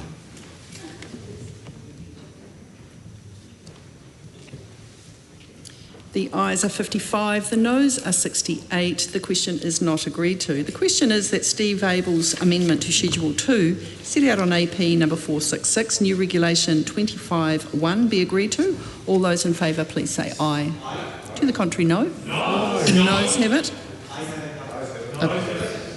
Party votes called for. New Zealand National. 49 votes opposed. New Zealand Labour. New Zealand Labour. 34 votes in favour. Green Party of Aotearoa, New Zealand. Te kaumarima ngā poti e whakaae ana. ACT New Zealand. 11 votes opposed. New Zealand 8 First. votes opposed. Te Pāti Māori. E whā ngā poti whakaae. Takota Ferris. Kotahi te poti whakaae. Maria Meno Kapakingi. Kotahi te poti whakaae.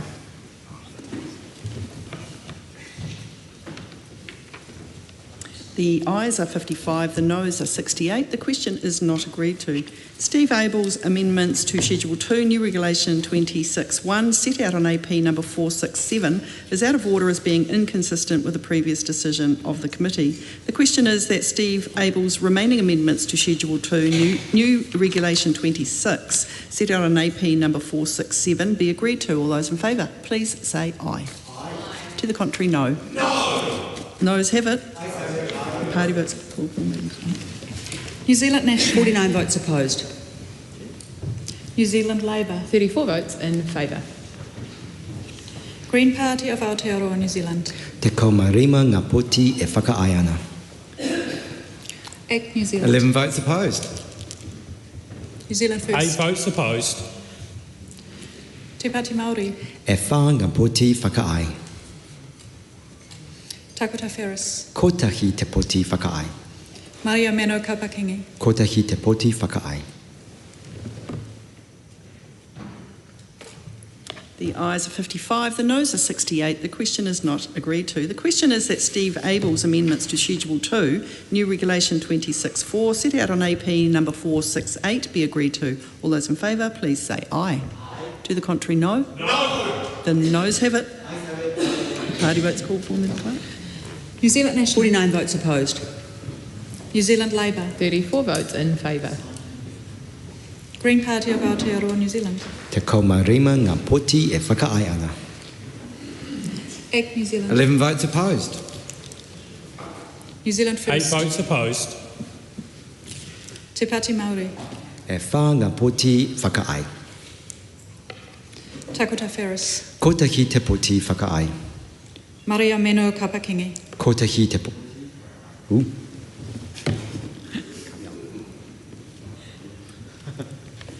The ayes are 55, the noes are 68. The question is not agreed to. The question is that Rachel Boyack's tabled amendment to Schedule 2, New Regulation 26.4, to increase the fines to $5,000 and $20,000 be agreed to. All those in favour, please say aye. Aye. To the contrary, no? No. The noes have it. Party votes called for, Madam Clerk. New Zealand National. 49 votes opposed. New Zealand Labour. 34 votes in favour. Green Party of Aotearoa, New Zealand. Te kaumarima ngā poti e whakaae ana. Act New Zealand. 11 votes opposed. New Zealand 8 First. votes opposed. Te Pāti Māori. E whā ngā poti e whakaae ana. Takota Ferris. Kotahi te poti whakaae. Maria Meno Kapakingi. Kotahi te poti whakaae.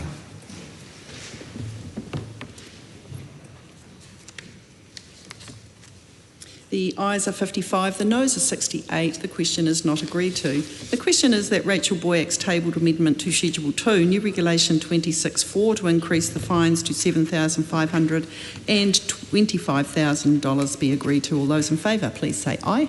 Aye. To the contrary, no. No. Noes have it. Party votes called for, Madam Clerk.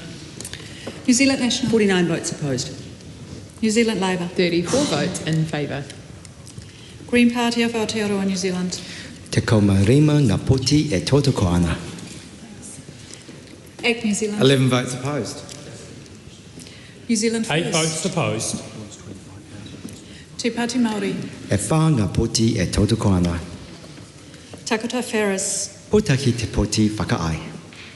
Maria Meno Kapakingi. Kotahi te poti whakaae.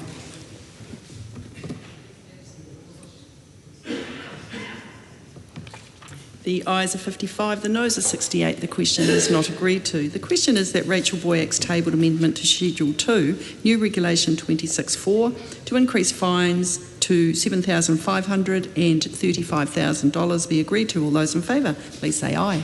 Aye. To the contrary, no. No. Noes have it. A party vote is called for, Madam Clerk. New Zealand National. 49 votes opposed. New Zealand Labour. 34 votes in favour. Green Party of Aotearoa, New Zealand. Te kaumarima ngā poti e tōtoko ana. Act New Zealand. 11 votes opposed. New Zealand 8 First. votes opposed. Te Pāti Māori. E whā ngā poti e whakaae ana. Takota Ferris. Kotahi te poti whakaae. Maria Meno Kapakingi. Kotahi te poti e whakaae ana. The ayes are 55, the noes are 68. The question is not agreed to. The question is that Rachel Boyack's tabled amendment to Schedule 2, New Regulation 26.4, to increase the fines to $10,000 and $37,500 be agreed to. All those in favour, please say aye. Aye. To the contrary, no. No. Noes have it. The party votes called for. Madam New Clerk. Zealand National. 49 votes opposed. New Zealand Labour. In favour. Green Party of Aotearoa, New Zealand. Te Te kaumarima ngā poti e whakaae ana. Act New Zealand. 11 votes opposed. New Zealand 8 First. votes opposed. Te Pāti Māori. E whā ngā poti whakaae. Takota Ferris. Ko tahi te poti whakaae. Maria Meno Kapakingi. Ko tahi te poti whakaae.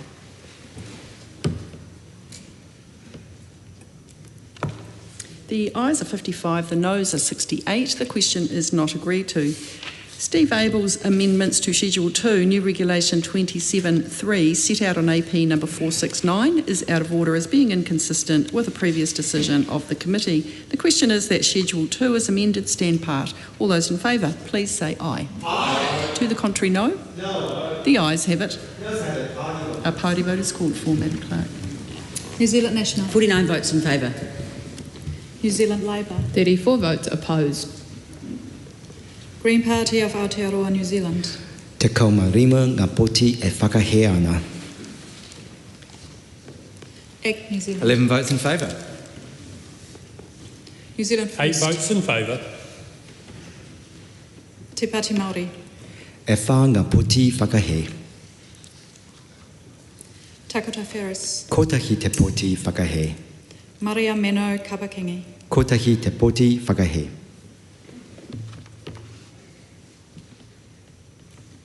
The ayes are 68, the noes are 55. The question is agreed to.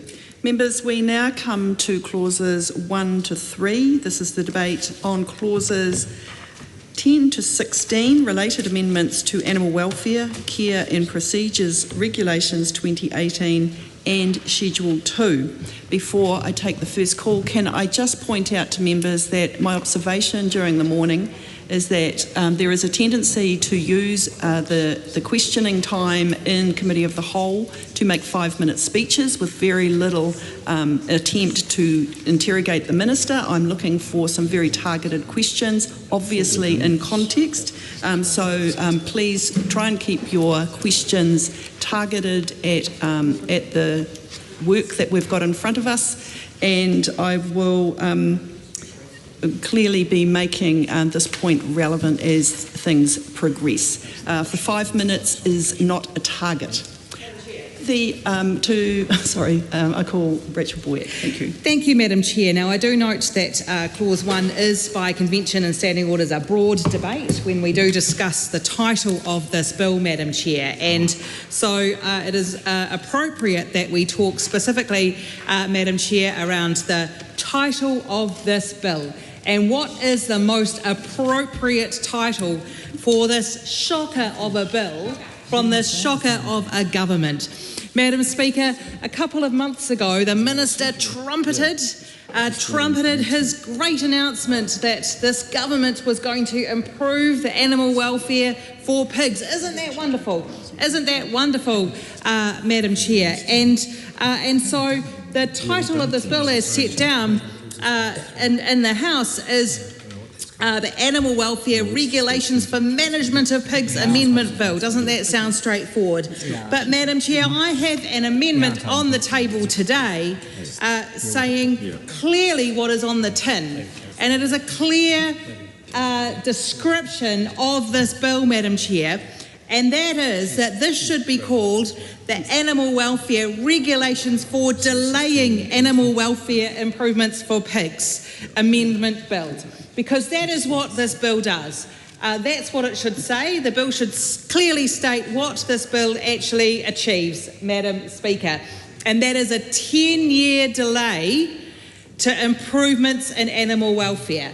Now, the Minister has made one small change to an amendment paper, which is to bring the improvements for mating stalls for pigs through to 1 year instead of 10. And we on this side of the House and the Labour Party do support that.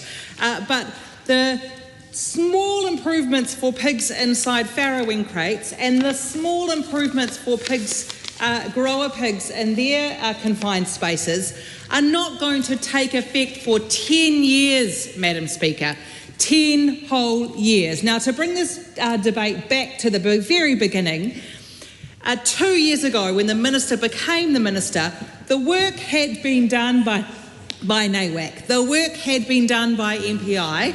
The Labor government had overseen the consultation work required to get some agreement and to get some improvements. Now, the Minister, instead of doing that work, putting that into legislation perhaps a year ago that we could have looked at and spent 6 months looking at select committee and come up with some compromises and come up with some improvements and perhaps had a transitional time frame that was reasonable. Instead of doing that, the Minister introduced this bill at the 11th hour, right at the 11th hour, and basically has tried to say, what a wonderful thing I've done here, what an amazing thing I've done. Well, the public are speaking back and saying this is not a wonderful thing. It is not a wonderful thing to see very minor improvements to animal welfare standards for pigs, and in 10 years' time. So one of the changes I have proposed, Madam Chair, is for this bill to take effect in 5 years. I believe that a 5-year time frame is an appropriate time frame that does give the industry time to do the changes and the investment, but it doesn't confine animal welfare regulations for pigs to be delayed by such a long time frame. But I do believe that we need to be accurate about what this bill actually says when we describe it. And so there are a number of title changes that I have put forward. One of the other ones is regulations for harming pigs, because I believe, and the Labor Party believes, that what this bill does is allow pigs to continue to be harmed under our animal welfare laws in New Zealand. The status quo will stay intact for the next 10 years for pigs confined to farrowing crates.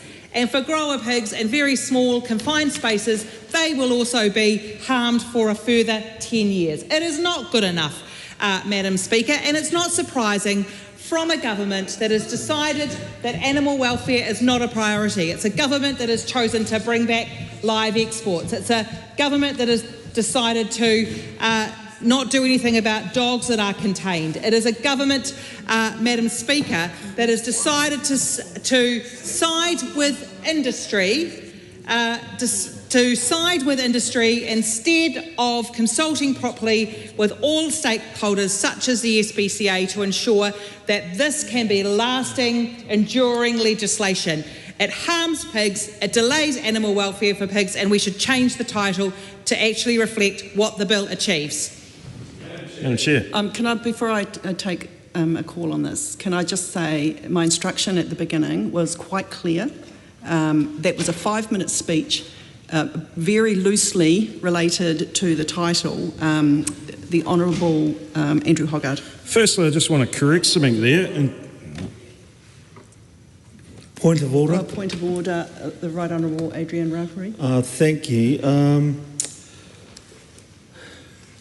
When the rules for debate in the Committee of the Whole were changed, it is correct that it was changed in a manner to be able to have question and answer sessions. It's my understanding that it did not rule out the ability for a member to stand and debate the part or clause at all. This is a house of debate. Members should have the opportunity, I believe, to, under those rules, to actually debate those clauses. I wonder if the best way forward would be to for the presiding officer to think about it amongst all the others, I would suggest, especially the Speaker. I don't want to be, I don't want to recall the Speaker on a matter as such, but I do believe that my colleague Rachel Boyack was completely in order with her contribution to this debate. And I appreciate the member's experience in this, position, in his previous position. But I did attempt at the beginning of this debate to make it clear that the Committee of the Whole is about the bill, and the speeches are reserved for readings 1, 2 and 3. Committee of the Whole, we are interrogating the bill, making suggestions and improving it where we can. So thank you for your contribution. Honourable Andrew Hogarth. Honourable point of order, Arena Williams. Thank you, Madam Chair. This is a fresh point of order. It relates to Speaker's Ruling 1273. You'll note that in the report of the Standing Orders Committee in December 2003, it formalised the practice that when debating the preliminary clauses at the end of a committee stage, the 3 ordinary preliminary clauses, particularly the title clause, would allow for a summarising of the political issues which had been discussed in a committee stage and the broader policy issues to do with the bill. It means effectively that is the only clause in which committee stage allows for that more wide-ranging debate. And so I just want you to clarify, are you making a ruling that circumvents the ruling of Speaker Tish in 2015, Speaker Robertson in 2004 and Speaker Hartley in 2004? No. The Honourable Andrew Hogarth. Thank you, Madam Chair. Just firstly, I can't let that comment around dogs go unanswered. This government actually acted on that. The previous government had spent 3 years divvying around what to do around chained dogs, did absolutely nothing. We did something. Look, in terms of title and commencement, I know everyone wants to have some fun, but I won't be changing the title or the commencement date, although the Piglet Lives Matter bill did appeal to me at one time, and so did bringing home the bacon, but we'll just stick with what's on the title. Honourable Deborah Russell.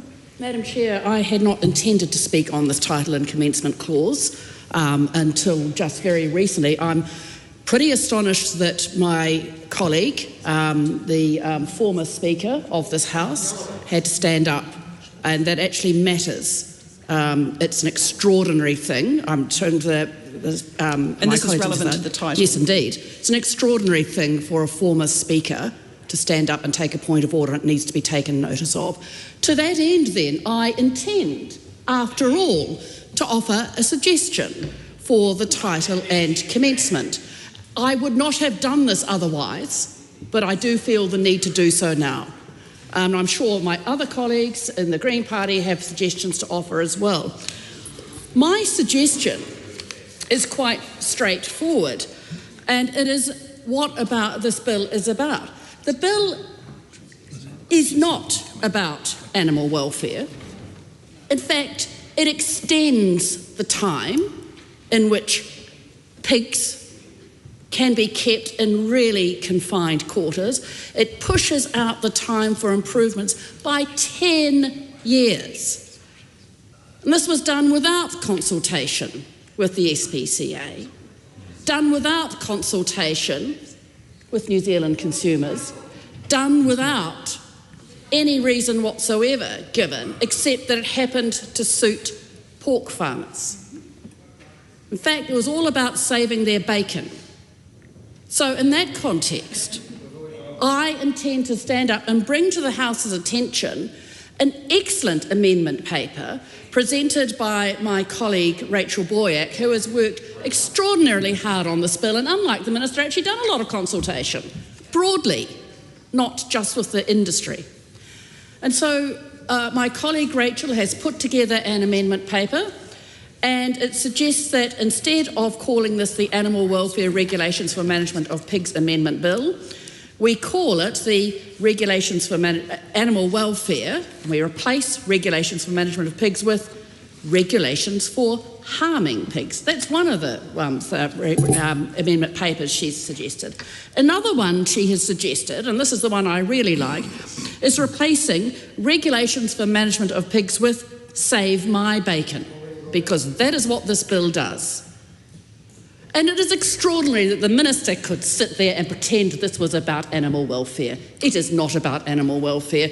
There is so much that could have been done in this space to improve the welfare of animals. Instead, what it has done is pushed out the time frame for when we were going to bring in regulations to ensure that pigs were treated better.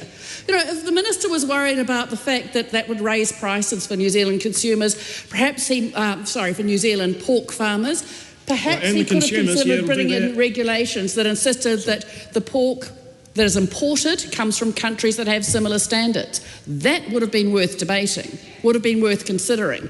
We'd have had a whole lot of things to do. Instead, he's just acted quite unilaterally and acted in a way that only preserves these cruel regulations for longer in an effort to save the bacon of the pork industry. So that is the amendment, and I think it would be a much better title for this bill because at least it would be honest. Steve Abel. Thank you very much, Madam Chair.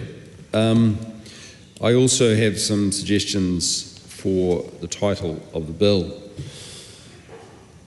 One of the things that we got very clear feedback on the committee was the extent to which people who were deeply concerned about the welfare of pigs felt that the determinations made by the Minister in this bill actually backtracked on the trajectory that our nation was on around prohibiting sow stalls, around the decision of the High Court to recognise farrowing crates as unlawful, and an expectation that we in New Zealand were on a step away from the caging of pigs. And on Tuesday morning, Madam Chair, I attended the protest along with Rachel Boyack, or the gathering of Hoo-Ha, SPCA and SAFE. And one of the signs that Hoo-Ha produced was a clever play on farrowing crate, harrowing fate. Point of order. Point of order, Todd Slogans Stevenson. aren't allowed to be displayed in the chamber. Sorry, what was that? Slogans aren't allowed to be displayed in the chamber as part of a visual. That's fine. Yeah, political insignia, maybe. Political insignia? Actually, there is actually a standing order about political slogans. The Speaker's ruling. As a visual aid during the speech. Yeah. Speaking of the point of order, Lawrence Sunan. Thank you, Madam Chair. I believe that the Speaker's ruling that is being made by the Speaker on this very issue covers attire, but does not cover signage. I think there is a very clear Speaker's ruling and also standing orders regarding the display of things, and the criteria is it must not obscure, for one, the person who is sitting behind, but not necessarily in terms of the content and wording. Thank you for that explanation. It is used as a visual aid for his speech, so I will let the member continue. Thank you, Madam Speaking to Chair. the point of order, Todd Stevenson. Obviously, the Standing Order 113, and then the Speaker's rulings related to it. And it's quite clear that slogans cannot be visible from the floor of the House. No, I actually did have a ruling, which was that it was being used as a visual aid for his contribution at this point. So I appreciate that, Madam Chair. That makes sense to me. This is not something that I produced. It was something that I got from an advocacy organisation, and it is entirely relevant to my contribution. That articulation of just what a bad experience it is, I wonder if I have forfeited all my time in those points of order, Madam Chair, or whether there's an opportunity for me to gain that time back. No. Yes, of course. Yeah. Thank you. My contribution is around the extent to which the current title of the bill fails to capture the fact that this locks pigs into 10 more years of the status quo, of that harrowing fate of being in a farrowing crate for 5 weeks at a time. So I propose as one of my amendments that we should change the title of the bill from the regulation for the Animal Welfare Regulations for Management of Pigs Amendment Bill to the Animal Welfare Regulations for Misery of Pigs Amendment Bill.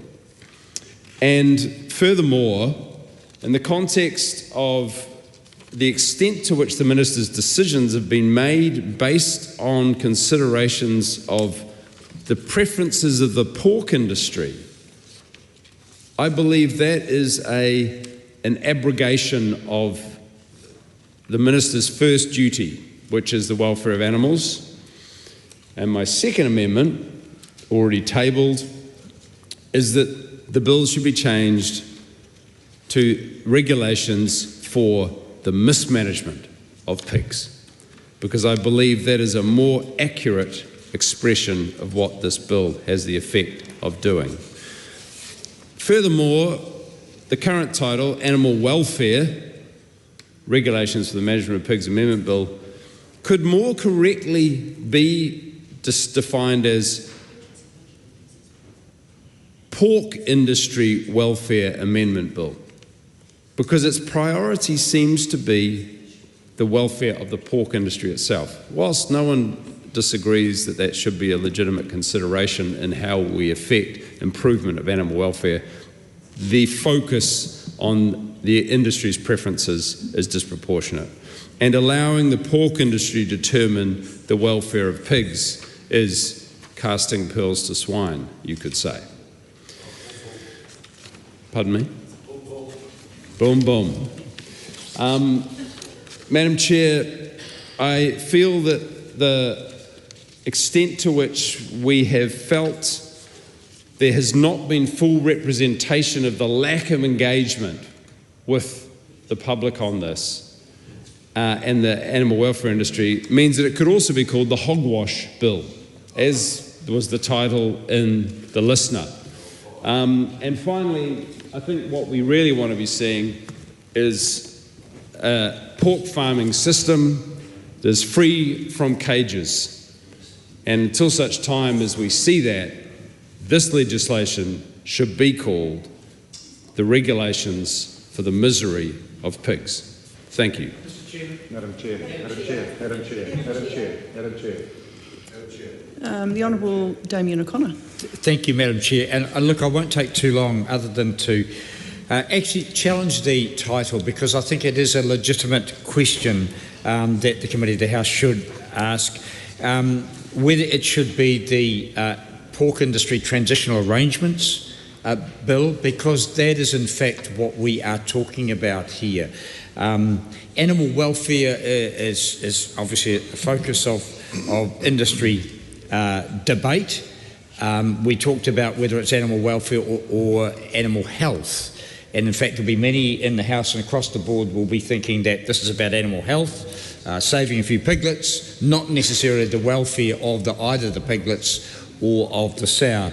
But if I can come back to the focus that it's not a long call, but it is a one around asking whether the Minister had considered, and I guess he's been challenged on a couple of other possible titles, but whether it was indeed or should have been called the Pork Industry Transitional Arrangements Bill, because that is in fact what we are doing here. And the question of whether it should be 5 or whether it should be 10 years is one that I think will still be debated beyond the passage of this piece of legislation.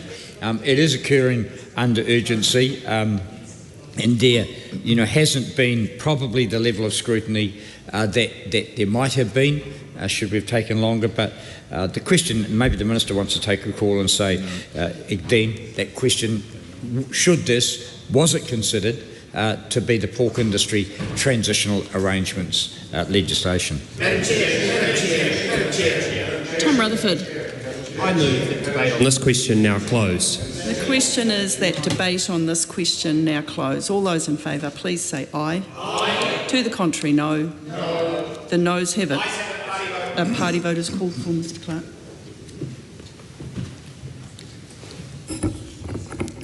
New Zealand National. 49 votes in favour. New Zealand Labour. 34 votes opposed. Green Party of Aotearoa, New Zealand.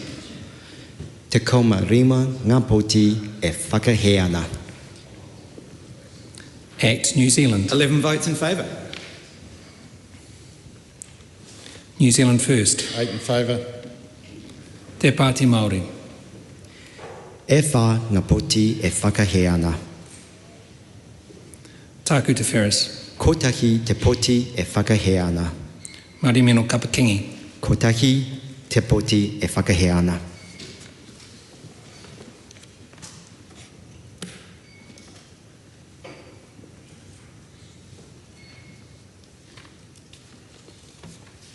The ayes are 68, the noes are 55. The question is agreed to. Steve Abel's two tabled amendments to Clause 1 are out of order as being not being objective descriptions of the bill.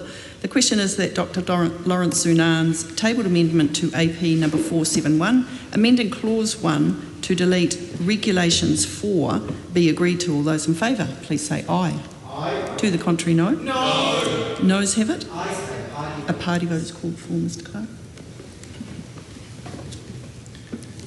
New Zealand National. 49 votes opposed. New Zealand Labour. 34 votes in favour. Green Party of Aotearoa, New Zealand. Te kaumarima ngā poti e whakaai ana.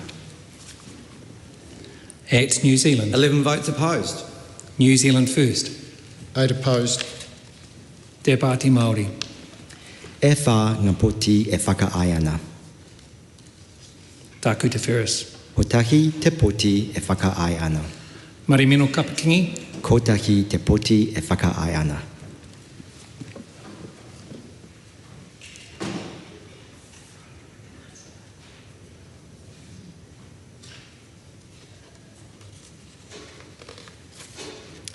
The ayes are 55, the noes are 68. The question is not agreed to. Rachel Boyack's three tabled amendments to Clause 1 are out of order as not being objective descriptions of the bill. Scott Willis's two tabled amendments to Clause 1 are out of order as not being objective descriptions of the bill. The question is that Clause 1 stand part. All those in favour, please say aye. Aye. To contrary, no. No. The ayes have it. A party vote is called for, Mr Clark. New Zealand National. 49 votes in favour. New Zealand Labour. 34 votes opposed. Green Party of Aotearoa, New Zealand. Te kaumarima ngā poti e whakahe ana. ACT New Zealand. 11 votes in favour. New Zealand First. Te Pāti Māori. E whā ngā poti e whakahe ana. Tāku te Ferris. Kotahi te poti e whakahe ana. Marimino Kapakingi. Kotahi te poti e whakahe ana.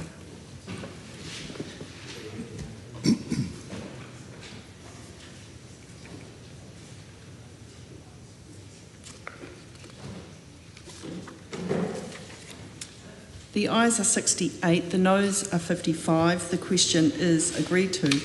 Steve Abel's amendments to Clause 2 set out on AP number 463 are out of order as being inconsistent with the previous decision of the committee. The question is that Dr Lawrence Zunan's tabled amendment to AP number 471, amending Clause 2 to change the commencement to 1st July 2026 be agreed to. All those in favour, please say aye. Aye. To the contrary, no. No. Noes have it. Party vote, please, Mr Clark.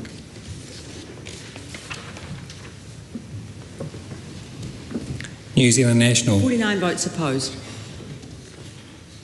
New Zealand Labour. 34 votes in favour.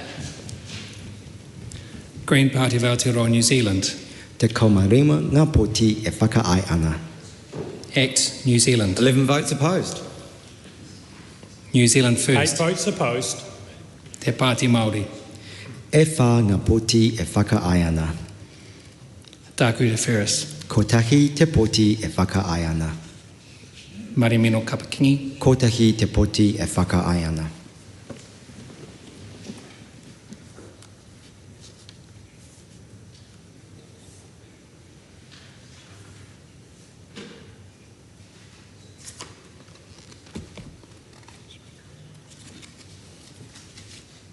The ayes are 55, the noes are 68. The question is not agreed to. The question is that Clause 2 stand part. All those in favour, please say aye. Aye. To the contrary, no. No. The ayes have it. Party votes called for, Mr Clerk. New Zealand National. 49 votes in favour. New Zealand Labour. 34 votes opposed. Green Party of Aotearoa, New Zealand. Te kaumarima ngā poti e whakahea ana. ACT New Zealand. 11 votes in favour. New Zealand 8 First. votes in favour. Te Pāti Māori. E whā ngā poti e whakahea ana. Tāku Te Whiris. Kotahi te poti e whakahea ana. Marimeno Kapakingi. Kotahi te poti e whakahea ana.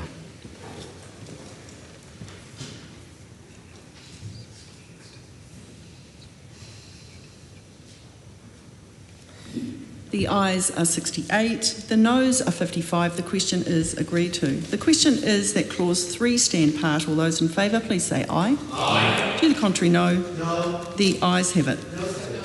Party vote, please, Mr Clerk.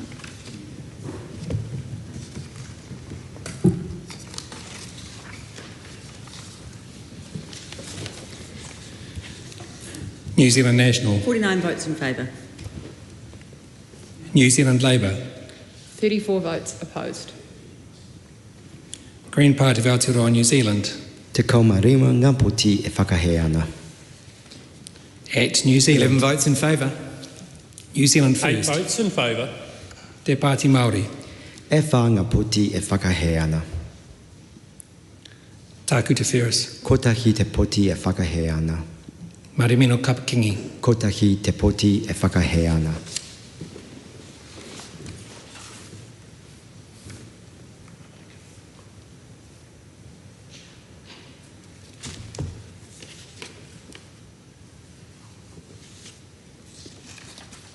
Members, the ayes are 68, the noes are 55. The question is agreed to. I will report this bill with amendment.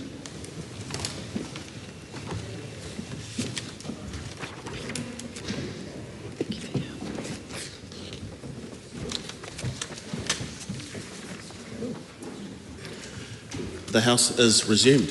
Mr Speaker, the committee has considered the Animal Welfare Regulations for Management of Pigs Amendment Bill and reports it with amendment. Mr Speaker, I move that the report be received. Sorry, I move that the report be adopted. Yes, the question is that the report be adopted. Those of that opinion will say aye. Aye. To the contrary, no. No. The ayes have it. Party vote has been called for. The clerk will conduct a party vote. New Zealand National. 49 votes in favour. New Zealand Labour. 34 votes opposed. Green Party of Aotearoa, New Zealand.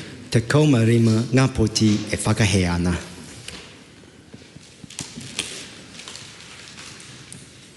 ACT New Zealand. 11 votes in favour. New Zealand 8 First. votes in favour. Te Pāti Māori. E whā ngā poti e whakahea ana. Tāku Te Whiris. Kotahi te poti e whakahea ana. Marimeno Kapakingi. Kotahi te poti e whakahea ana.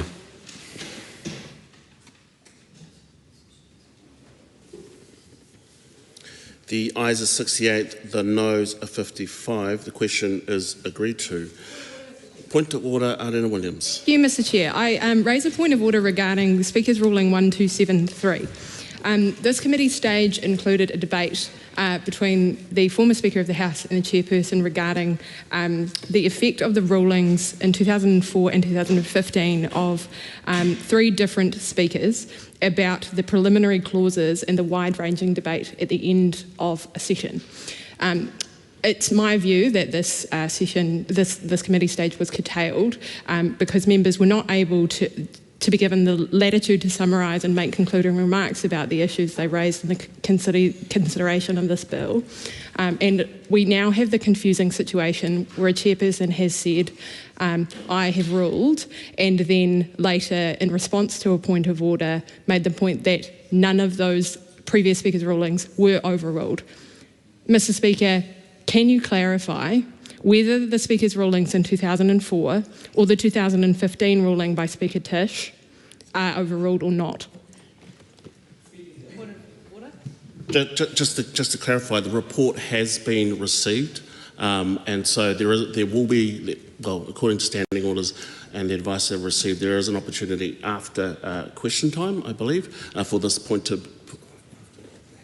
after the House resumes. So that is the appropriate time for this point of order, as I understood, because we've already voted on the report, and the report has been adopted.